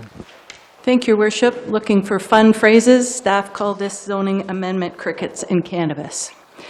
This is a city-initiated zoning bylaw amendment to modernize our zoning with respect to cannabis production facilities to be in accordance with provincial and federal regulations and add food and beverage production in certain zones in the city, as well as accessory industrial uses in certain commercial areas. In terms of the process to date, in July, staff presented an introductory report. In August, you had a technical report. September 9th, we hosted a public meeting. We'd hoped, as per the report, that the recommendation report would come forward October 29th, but here we are on November 18th. We wanted to make sure that we had every detail correct.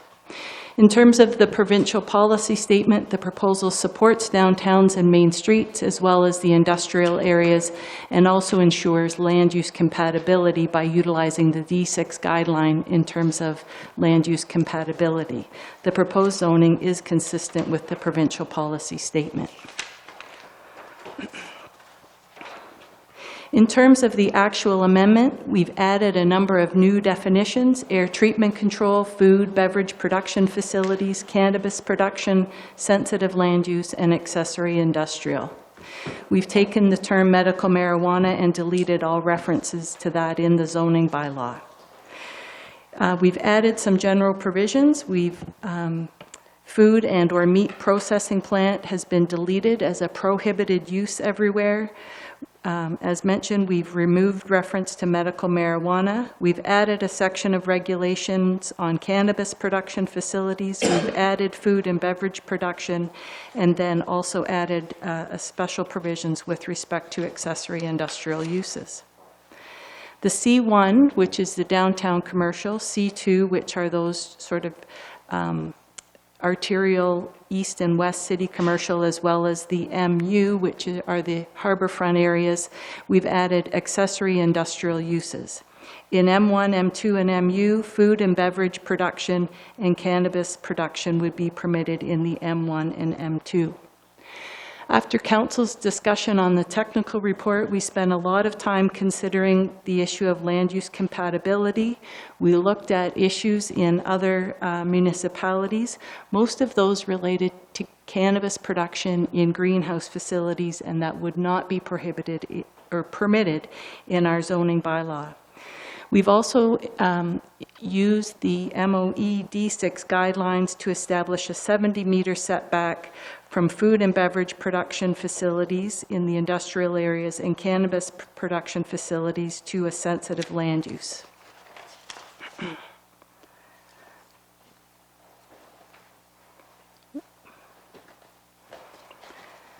So in consideration of the report with respect to cannabis and food and beverage production, we recommend that Council find that the application is consistent with the provincial policy statement and with the city's official plan, and that you've considered the staff report and the written and oral submissions made from the public meeting on September 9th, and that you would ask staff to bring forward a bylaw amendment number 25 to the city's zoning bylaw and give notice in accordance with the Planning Act.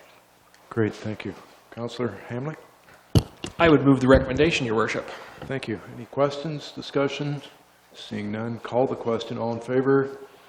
Carried. 12G, report from Human Resources Supervisor with regard to city manager recruitment. Thank you, Your Worship. Kate's Sorry, I had on my there. reports in the other order here, but that's no worries. So this report is to follow previous decisions that have been made by Council. On October 28th, Council approved the award of the city manager recruitment contract to the Phelps Group. Jason Phelps, partner, and Heather Phelps, managing partner, came tonight to an in-camera meeting to meet with Council. Council has approved the processed recruitment schedule included in the report, so the job posting will go out anytime in early December, and recruitment will take place through December and into January. Interviews are expected to be held in February of 2020, with a job offer and contract negotiation around March, in time for a start date, in time for our current city manager's retirement, anticipated for May 2020. Phelps has made several recommendations which make up the recommended resolution of Council.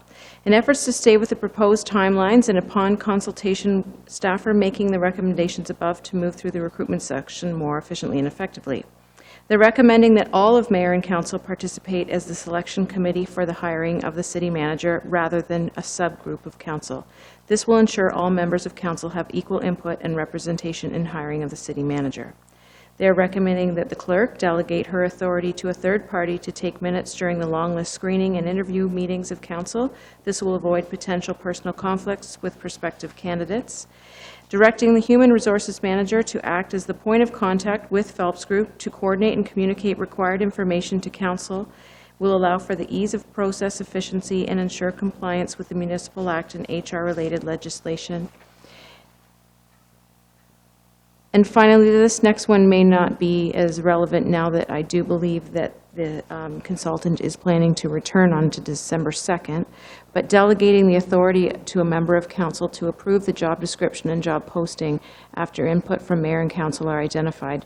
Stakeholders have been collected, and this will allow the job to be posted without having to come back to a Council meeting. Like I said, though, they do plan to attend to our next meeting, so that is not as relevant as it was when the report was drafted. Great, thank you. Councillor Kapke. Thank you, Your Worship. I will move the recommendations 1, 2, and 3, and I don't believe number 4 is necessary at this point. Good, thank you. Any further discussion? All in favor? That is carried. Thank you. 12H is the report on Grace Sable Conservation Authority draft 2020 budget. Thank you, Your Worship. This is an annual report bringing forward the Grace Sable Conservation Authority's draft budget for Council's review and comment. Grace Sable Conservation is one of 36 conservation authorities in the province of Ontario. They manage 11,000 hectares of environmentally sensitive lands in Grey and Bruce counties. The draft budget presented includes an overall increase of 3.1% of the municipal levy component. The total municipal levy of just over $1.4 million accounts for approximately 46% of the Conservation Authority's operating budget. The municipal levy is distributed to participating municipalities on a prorated basis using the modified current value assessment. Due to changes in modified CVA over last year, the increase that Owen Sound will experience is slightly less than the total levy increase, our increase being 1.74%, or $4,581. This increase will be included in the city's final 2020 budget and funded from water rates as it has been in previous years. I don't want to confuse this report with the request for an additional report that's actually coming through to corporate services, and you'll see that request in our minutes that are being presented tonight to talk about how the Conservation Authority levy is funded. We'll save that discussion for that future report that's coming next Thursday. So any questions or comments that Council has as it relates to the Grace Sable Conservation Authority budget have been requested to be received by them and will be passed along by staff by November 22nd of this year. Good, thank you. Councillor Gregg. Sure, I can talk briefly further to that on the budget, but at the Conservation Authority, we're looking to, in 2020, hopefully build on and deliver the pillars of what's a relatively new strategic plan. Those 5 pillars are to monitor and manage flood risk, enhance land management and heritage preservation, support development of watershed plans alongside municipalities, improve water quality, and strengthen environmental education and communication. A lot of the line items are very consistent, very static in the budget document. I'll point out the operating budgets of $2.974 million, just slightly down from $3.051 million in 18, and the capital expenditure is approximately $184,000. That does include $40,000, which we moved back from 2019 because there was a 1% cut or reduction in funding from the province for water ice monitoring, I guess is where we've allocated that funding cut at this time. But $40,000 is in the capital budget to allow us to examine much necessary building improvements. Some of those improvements are just to meet the AODA approaching requirements. So I think Marion and I can accept any questions if anyone has any. I was just wondering, do you want to move the recommendation? I think it's, oh, sure, yeah. It's just for Great Sable Yeah. Conservation Authority seeking support for their draft budget And I as is. would gladly move approval of that. Okay, and on that, any discussion?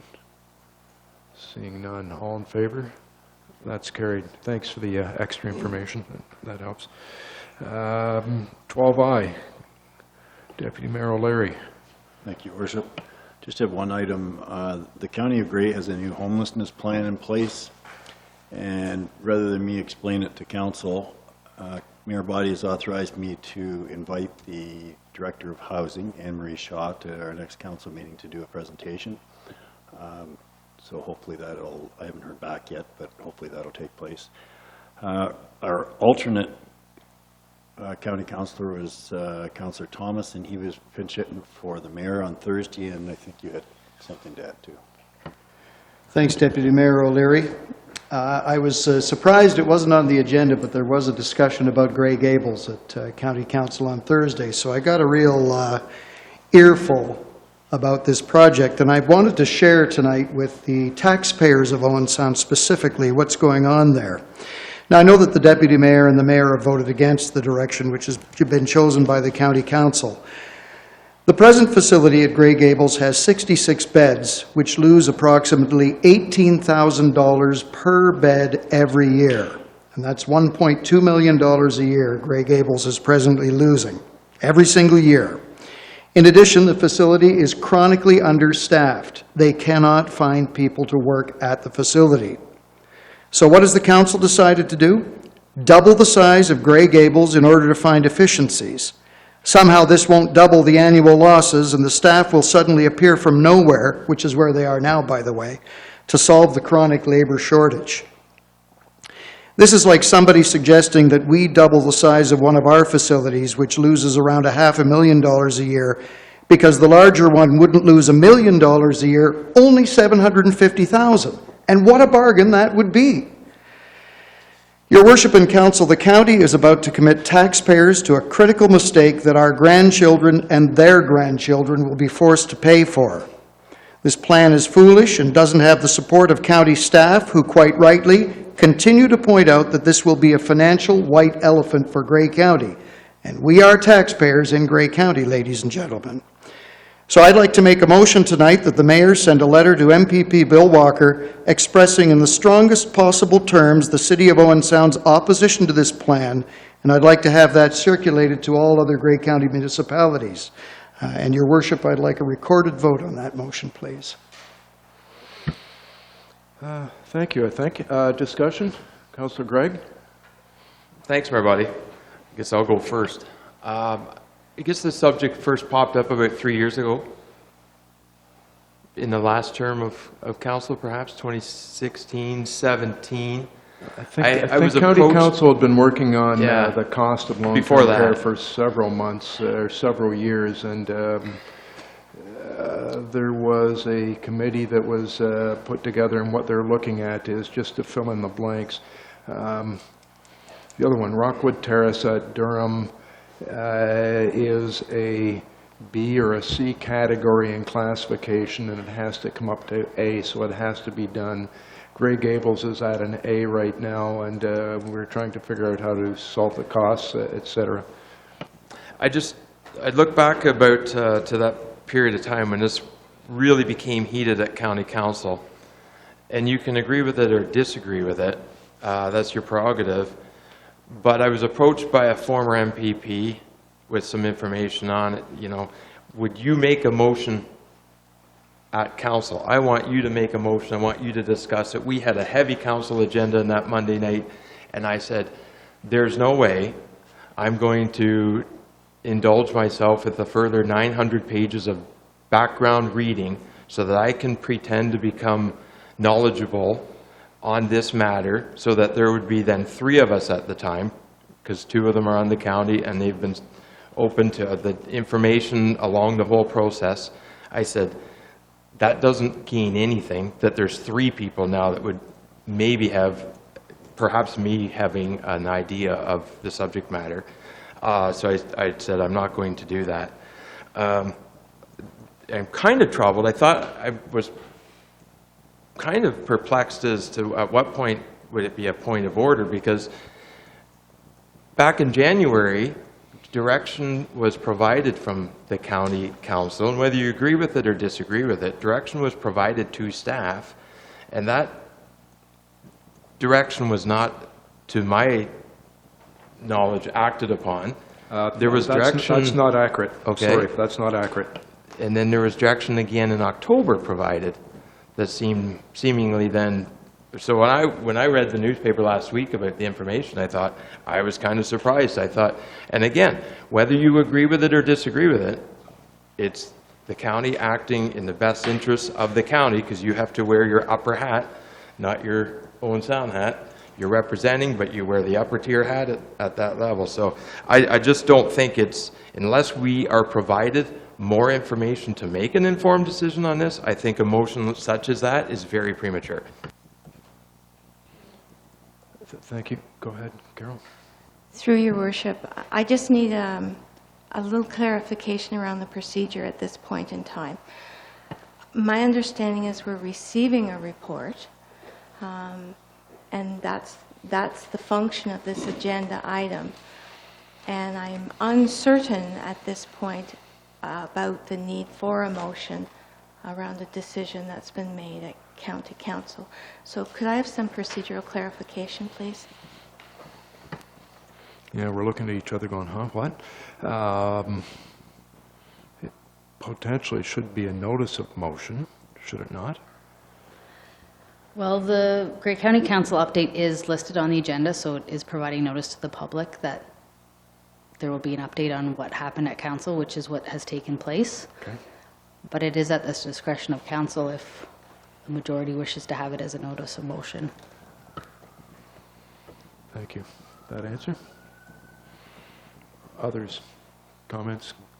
Councillor Hamlin. I, for one, would like to not be caught by surprise and would like a notice of motion, because I could not tell that that was going to be spoken about, and I would like to have all of the facts before I make a decision. Good. Councillor Tamming? I would echo that. I appreciate the passion that my friend Mr. Thomas is expressing. It's a passionate issue. I certainly would like a heads up. The idea that we're losing $18,000 bucks per bed taking care of the elderly in Markdale, I'd like to research this. I'd like to find out some more information for it. And if it's a harebrained idea, I'll be the first to back that up. If there's arguments the other way, I'd like to hear them. I don't think this is an appropriate way of proceeding. Deputy Mayor O'Leary, you were... Well, I'll provide a little bit of background on it from the meeting on Thursday. I didn't target any particular councillor, but I did ask Councillor McQueen, like he's kind of been behind it, and you know, Grey Gables is in his own backyard, and I certainly understand why he's pushing for it to a point. But I asked him, I said, I'm a first-year councillor. Can you tell me, like, is this the first time that someone has challenged the finances on long-term care? Like, was there anything done in the previous term, or you've been on council since 2010? Has anything else been done? And, you know, he was a little bit defensive and said, I don't know why you're picking on me, which I don't think I was, but he said that what they're doing with long-term care is providing a service. So I just explained, and most people don't understand it, so I don't blame you for asking for information, but I'll give you an example of Lee Manor in Owen Sound. There's 150 rooms there. 40% are basic rooms. And those are the people that don't have any money, and they're subsidized. And I'm 100% in for that. And if there was 60% of them, I would want them subsidized too. But they don't. 40% get subsidized. So all the private rooms and the semi-private rooms, those are people that are selling their homes, selling everything they've got, moving into Lee Manor, and you know what they're doing with their money? They're giving it to their kids. So adults that are 40 and 50 years old are getting these fat checks from their parents that are still alive instead of getting it when they've passed. And they're getting these fat checks while Grey County is bleeding $6 million a year on long-term care. So I just explained to them on Thursday. I was one of the ones that got the check. So this is a real-life story. I think we're confusing things, actually. No, I'm not. It's so embarrassing for me to accept a check like that and then go and sit in my county council chair, where, by the way, I wear my county hat. Make no mistake about it. But I accept a check like that, and then I go to county council and sit in that chair knowing that we're bleeding $6 million a year.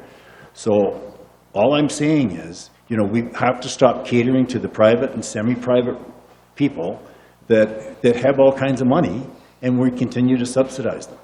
And not only that, like Councillor Thomas says, we're going to add another $2 million to our debt. So that's touching the taxpayer up, and that is not a service when you're providing extra money for people that are benefiting. Just to clarify a couple of things, the federal government, the provincial government gives a certain amount per bed to long-term care, whether it's private or whether it is municipally run, and then each of them can charge a certain amount for the same bed. You can't charge more for one than the other, but somehow the private ones make a profit. I just want to correct Councillor Gregg. It has certainly been spread that county staff did not act. In February, approximately, when that decision was made, the provincial government were not open to take applications. So there is nothing that the county staff could have done to make an application because they weren't taking applications. I know a meeting was set up with our MPP, but then it opened up a few weeks ago that they would take applications. The motion came back. It was brought up again in October. It was passed. I did not vote for it, but it passed. Staff is proceeding with the direction made by council. Staff were willing to proceed back in February, but it was not opened by the county to take an application, so they couldn't make an application. So I know it's been suggested by several people that staff were holding things up and that they weren't following through with directions. There is nowhere for them to go at that moment, so I just want to correct that. Councillor Thomas, I think you've heard from a couple of councillors. I'd ask you to make a notice of motion, and if you so choose, and we can discuss it next meeting. The difficulty is what information will we have, but we'll go with notice of motion, I think, is the appropriate in the circumstances. With that, Deputy Mayor O'Leary, anything to add to Grey County Council report? Yeah, go ahead. I just ask clarity, when this does come forward next week, are we going to have additional information, or is it up to us to find anything we want on our own? I don't know. Like, who would provide us that? Go ahead. My only suggestion would be I could provide links to previous reports in the agenda. I can provide links to county reports in our agenda. Thanks. Is there not also a report on housing funding? in the province? So there has been funding approval for an additional number of homes at Owen Sound Housing from the province? What, can you clarify what that report was? Okay. So scratch that. There wasn't a report.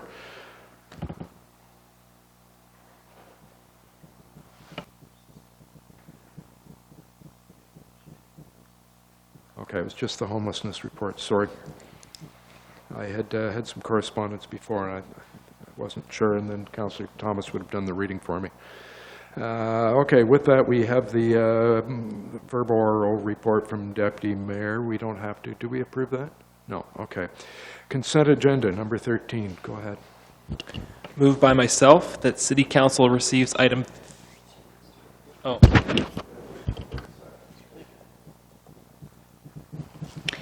Through your worship, on the consent agenda this evening is 2 planning notices, one from Meaford and one from Georgian Bluffs. There's a community flag flying request from United Way Bruce Gray and minutes for receipt from the Library Board, Festival of Northern Lights, Police Board, Owen Sound Municipal Nonprofit Housing, Owen Sound Housing Company, and the Grey Sauble Conservation Authority. Lastly, there's the council information package. A full listing is available at 13K. Good, thank you. Councillor Hamley, do you have a motion? That's the second time you stumped me. All right, moved by myself that City Council receives item 13A to 13K on the consent agenda dated November 18th, 2019, and further that the recommendations contained in reports 13A and 13B be approved. Good, thank you. All in favor? That's carried. 13D, Library.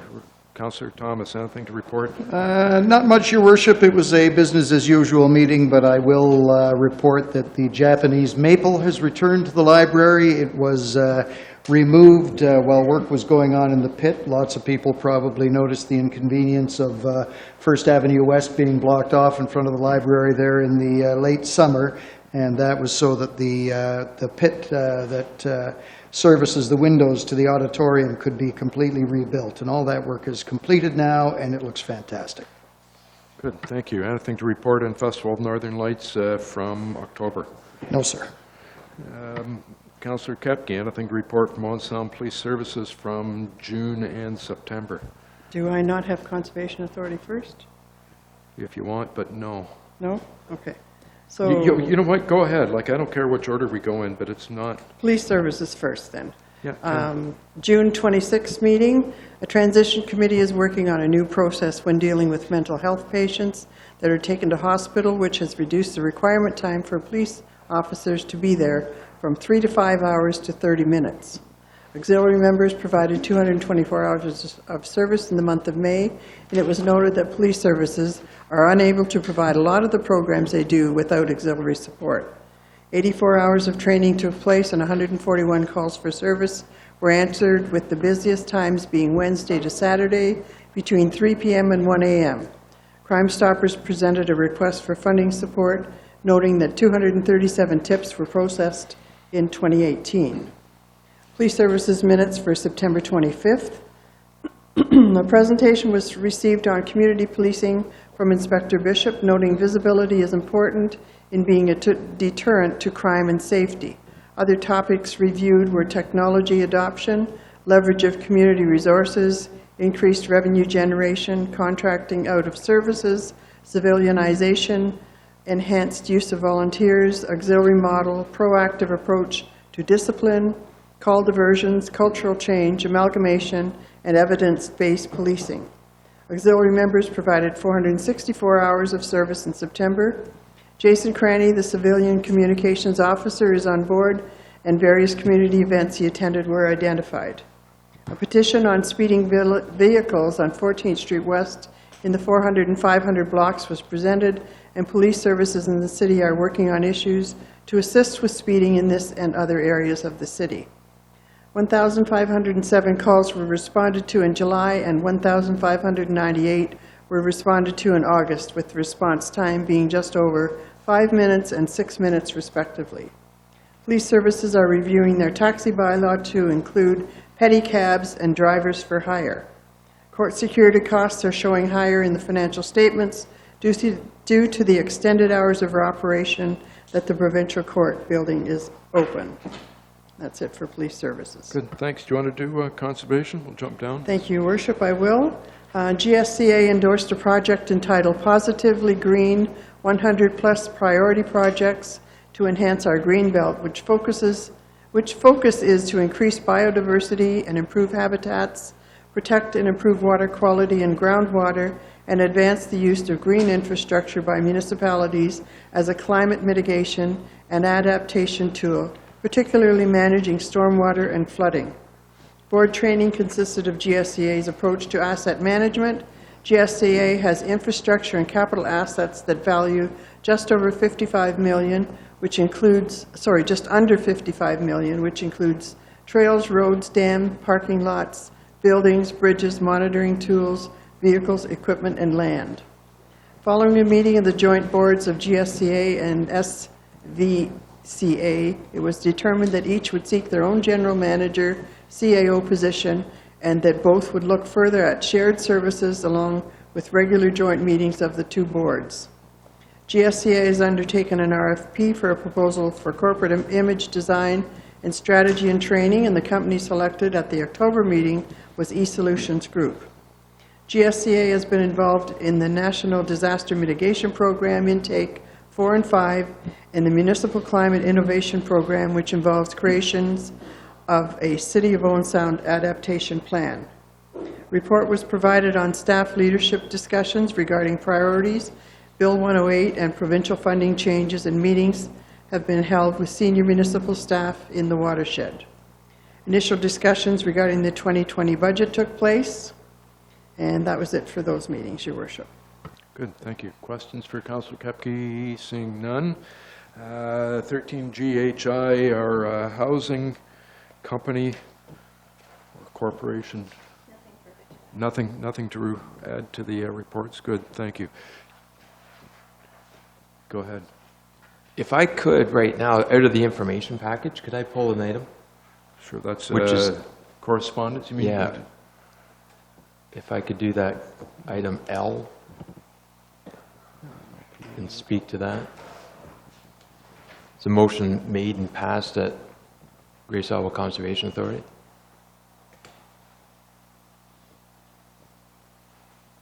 Page 41, 43, something like that.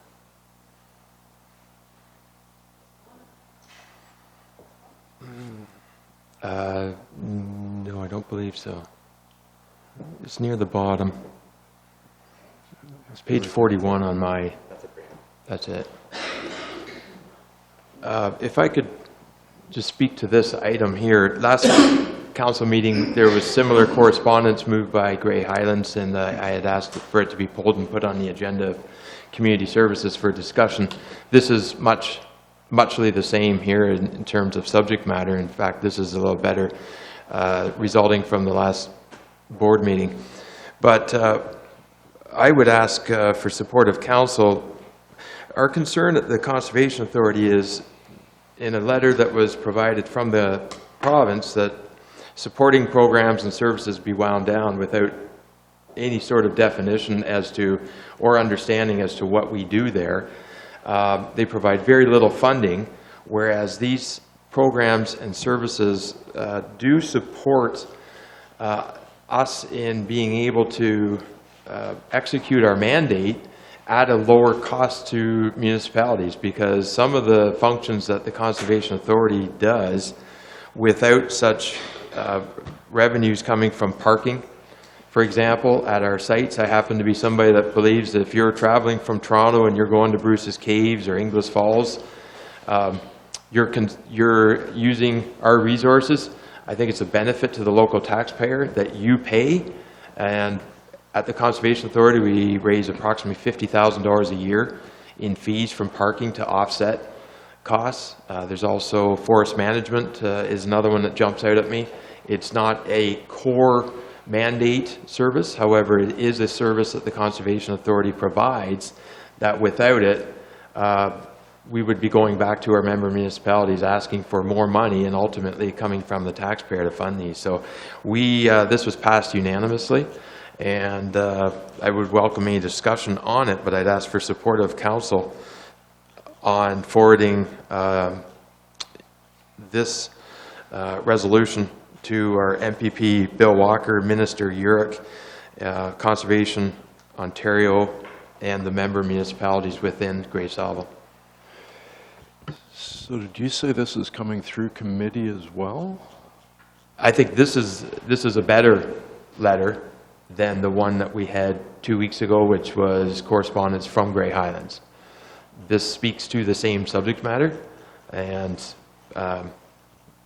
is specific to exactly what we're looking to direct the conversation. You are moving that we endorse the letter of the Grey Sauble Conservation Authority dated, and I can't see the date, but whatever it is, November 1st, 2019. Correct. Yeah, right there. And send it off to those members. Okay.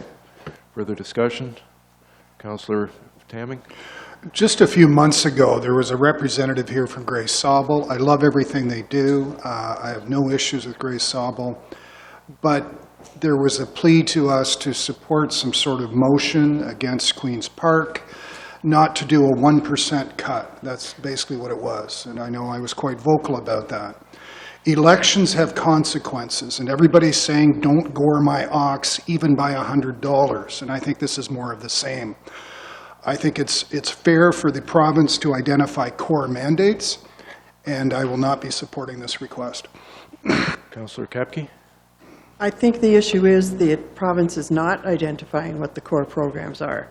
They're wanting each authority and municipality to come up with what they feel are other programs that they're supporting. So they're not clear on the regulations yet. They're only writing them, from my understanding.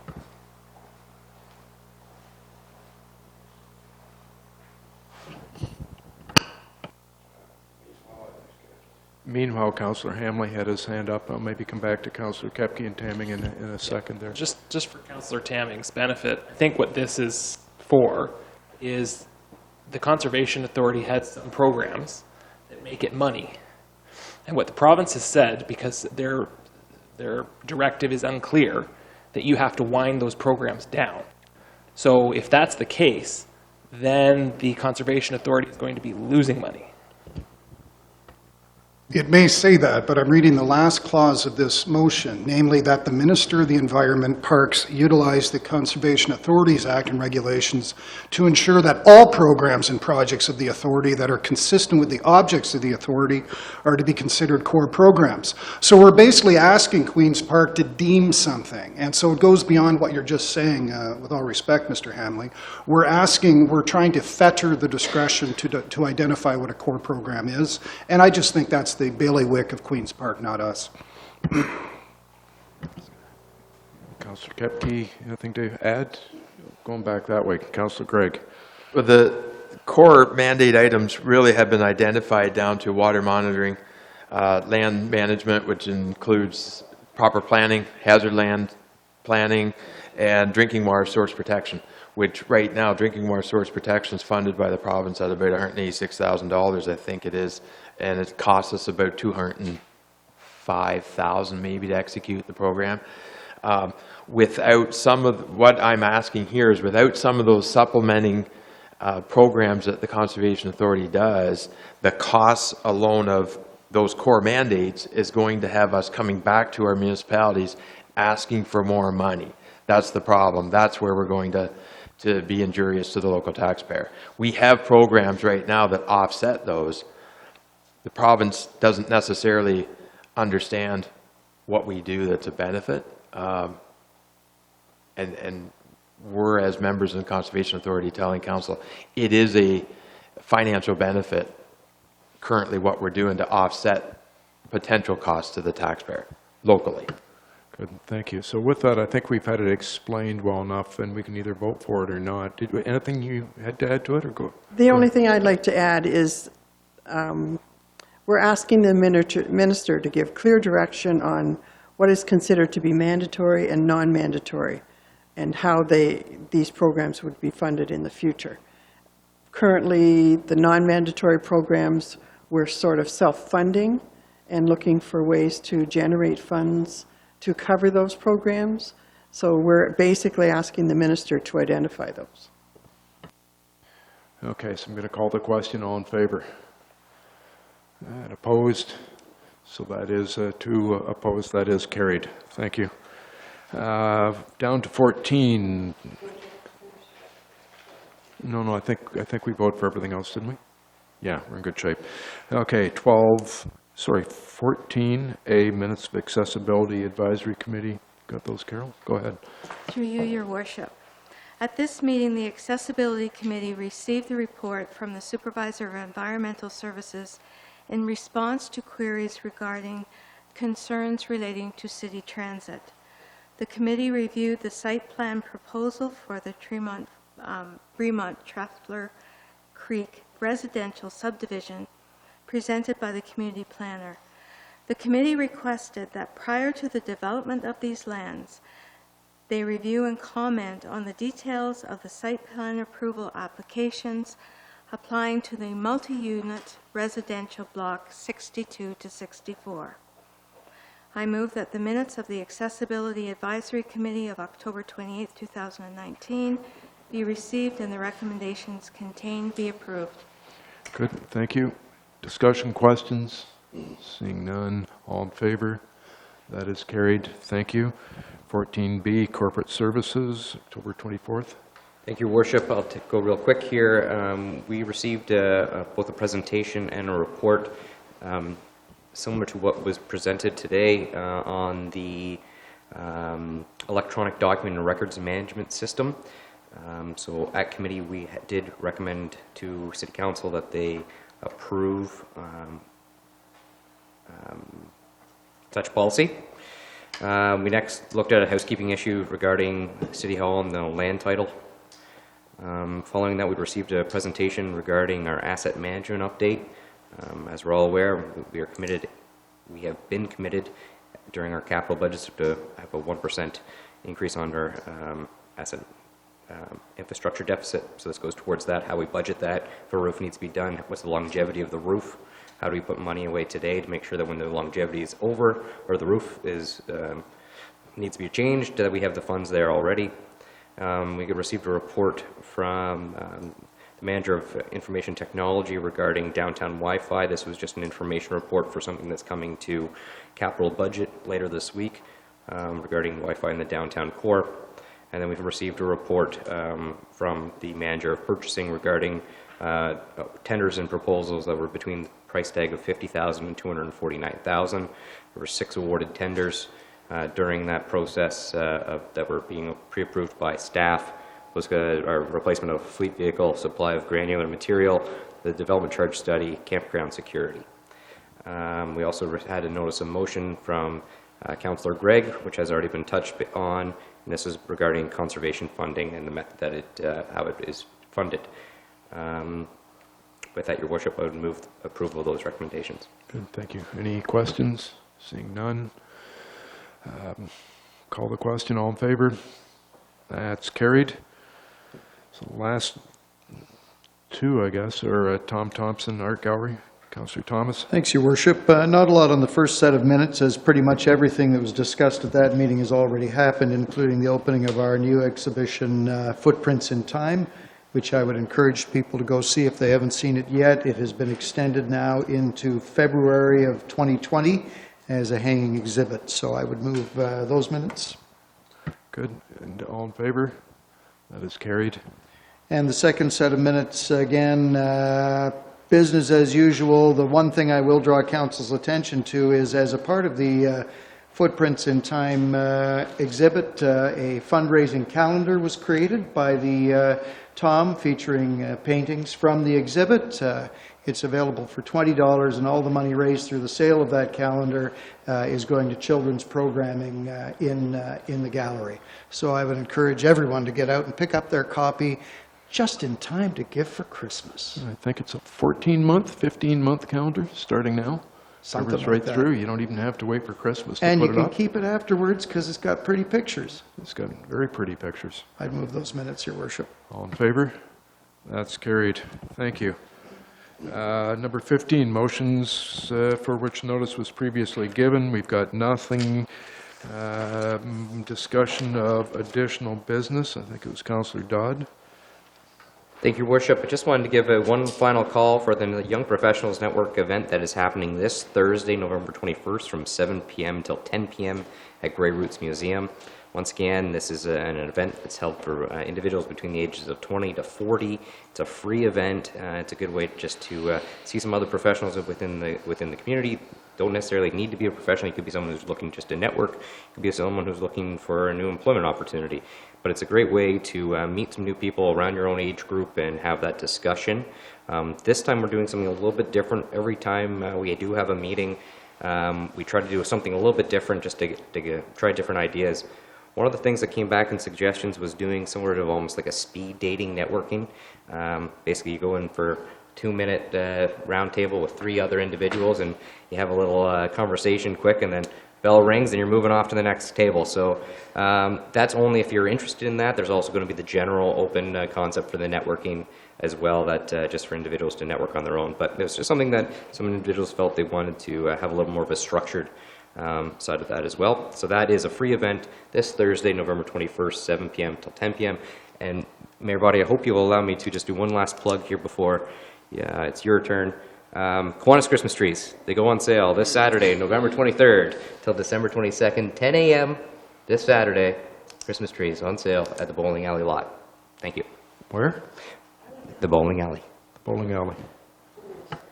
So on the west side, just... The west side of town, you're almost out of Owen Sound, but right before that, Royal DuPage, you can get all of your Christmas trees right there. What time did you say? 10 a.m. till 1 p.m. 1 p.m. until 4 p.m. and then 4 p.m. till 7 p.m. Perfect. I thought you'd want to get that clarified. Excellent. Thank you.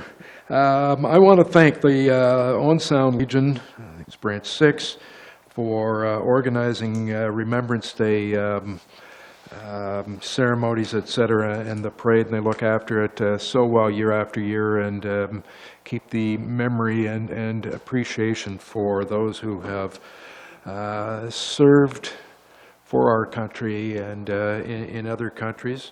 Remarkably, there were still some Second World War veterans there, which is pretty impressive, and it's fun to be able to chat with those people. I want to thank Kiwanis Club for the 74th, so that means next year is really big, 74th annual Santa Claus Parade. Apparently the longest parade in Canada. I got to word that differently. It is the longest running parade in Canada by one organization. So other organizations may be older, but they've changed from different organizers. So that's pretty impressive. I want to thank Festival of Northern Lights for a great launch and the fireworks. Of course, the lights are on around the Harbour precinct. Now it's so much better to come and see the lights, and when you come downtown, you'll see why. I want to thank county staff and our staff, our clerk staff, for organizing the Code of Conduct training for us last week, which most of us attended. I want to thank Bruce Power, OCNI, Organization for Canadian Nuclear Industries. I think may have one of those wrong, unfortunately. I should have looked that up. Very well attended job fair, and they've had job fairs in the past. It is for all the suppliers in the area that could be hiring. It was up at Sydenham School, which of course is now owned by Grey County, and it will be developed into a training center. Over 1,000 people, I would think. When I was there at 2:30 or to 3 o'clock, I couldn't move for the number of people. They had them lined up down the hall to get in, so that's good. Especially with Tenneco closing, a lot of people have already left and found jobs. Luckily for the people at Tenneco, we have an extremely low, I think the lowest unemployment rate in Canada in our area right now, so there's lots of jobs out there. And this was great for people that are still looking for jobs. Bruce Power is doing, we all know this, is doing the refurbishment of their generators over the next 30 plus years. There's a lot of technological development that will go in there. One of the rules are that anyone that is being supplying them has to move into Grey Bruce, Huron. And And the idea is that once they're here, they will generate other businesses and help the local economy. That morning, I was able to attend with Mr. Fisher, and staff and several councillors came, the opening of Stefcon Packaging and Logistics Limited. So they build big wooden boxes to ship around different components that will go into the nuclear site, and they have to be perfect and precise when they get there. And these packaging materials have to be perfect, and so there's not a lot of movement, there's no damage. Several employees, I forget how many right now, they're working with another Owen Sound manufacturer to develop another line of packaging and boxes that can be used for a different product. They're also looking at other opportunities. So again, here because of nuclear business, but expanding already. I think they said only about 80% of what they do right now is going to the nuclear industry. So this is a perfect example of Bruce Power's thinking and how it's working. Again, they're looking, they almost announced, but not quite, that they've got something that they're really close to putting together that will be even increase their business, increase the number of employees, increase the area that they are doing there.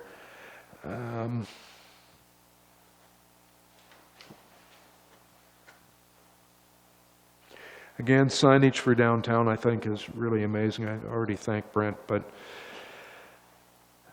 sometimes you got to have a little bit of fun with yourself, and you can't be afraid to have some fun and put up some things that make people giggle. And it's sometimes fun for somebody to wear a multicolored wig or a multicolored hat and just put smiles on people's faces, and I thought those signs are great to do that, and I greatly appreciate and very much support staff and their creativity, and that's the type of creativity we want to attract to town, and that's the exact creativity we need to put in. It's, you know, like our Are You Most campaign, which was a little bit cheeky, a little bit fun, and this is exactly what we want representing us and being attractive to people. So with that, I've got one more thing. I got a card today in the mail.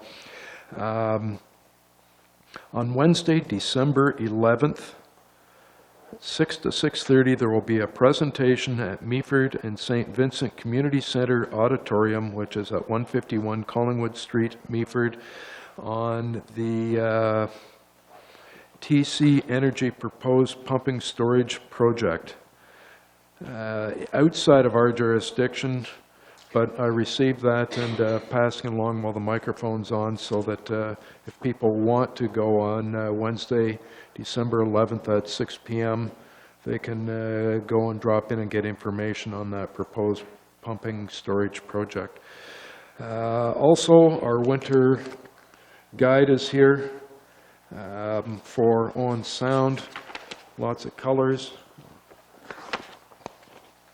lots of good pictures, lots of good stories about tourism in Owen Sound, and lots of things. So it is available at Worship. A digital version's available online. It's available at, it's been delivered to downtown stores and businesses. It's here at City Hall. If you're looking for a copy and don't have one, please give us a call at City Hall. We'll arrange to get you more. They can pick it up at stores downtown as well as City Hall. Great. Good. I think that covers off additional business. So motion that the committee rise is at number 17. Moved by myself that the Committee of the Whole rise and report. And all in favor? That is carried. Motion number 18, motion to adopt proceedings. Moved by myself, seconded by Councillor Gregg, that the action taken in Committee of the Whole in considering public meetings, deputations and presentations, public question period, matters arising from correspondence, reports of city staff, consent agenda, committee minutes, matters postponed, motions of which notice was previously given, and additional business be confirmed by this council. All in favor? That is carried. Number 19, notices of motion. Councillor Thomas. Thanks, Your Worship. It ain't pretty, but here it is. I hereby give notice that I will move or cause to be moved a motion at the next regular council meeting to have the mayor send a letter to MPP Bill Walker expressing the City of Owen Sound's opposition to the plan to add additional beds to the Grey Gables long-term care facility in Markdale. Good, thank you. Bylaws? Thank you, Your Worship. The bylaws listed for approval on tonight's agenda include the confirmatory bylaw, a bylaw to execute facade and structural improvements agreement for Riverside Yarns at 928 2nd Ave East, a bylaw to execute an agreement with 2495421 Ontario Inc. for a third extension of time for payment of development charges, a bylaw to execute an agreement with Voyago for intercommunity transportation between Owen Sound and Guelph, a bylaw to establish a site plan control area within Owen Sound, and a bylaw to execute a site plan agreement for API Hotel at 1200 16th Avenue East. Good, thank you. Councillor Hamley. Moved by myself, seconded by Councillor Gregg, that bylaw numbers 2019-181, 2019-182, 2019-183, 2019-184, 2019-185, and 2019-186 be passed and enacted. And all in favor? And that is carried, so that completes our business for tonight. It is now 9:30. We're adjourned. Good night, everyone.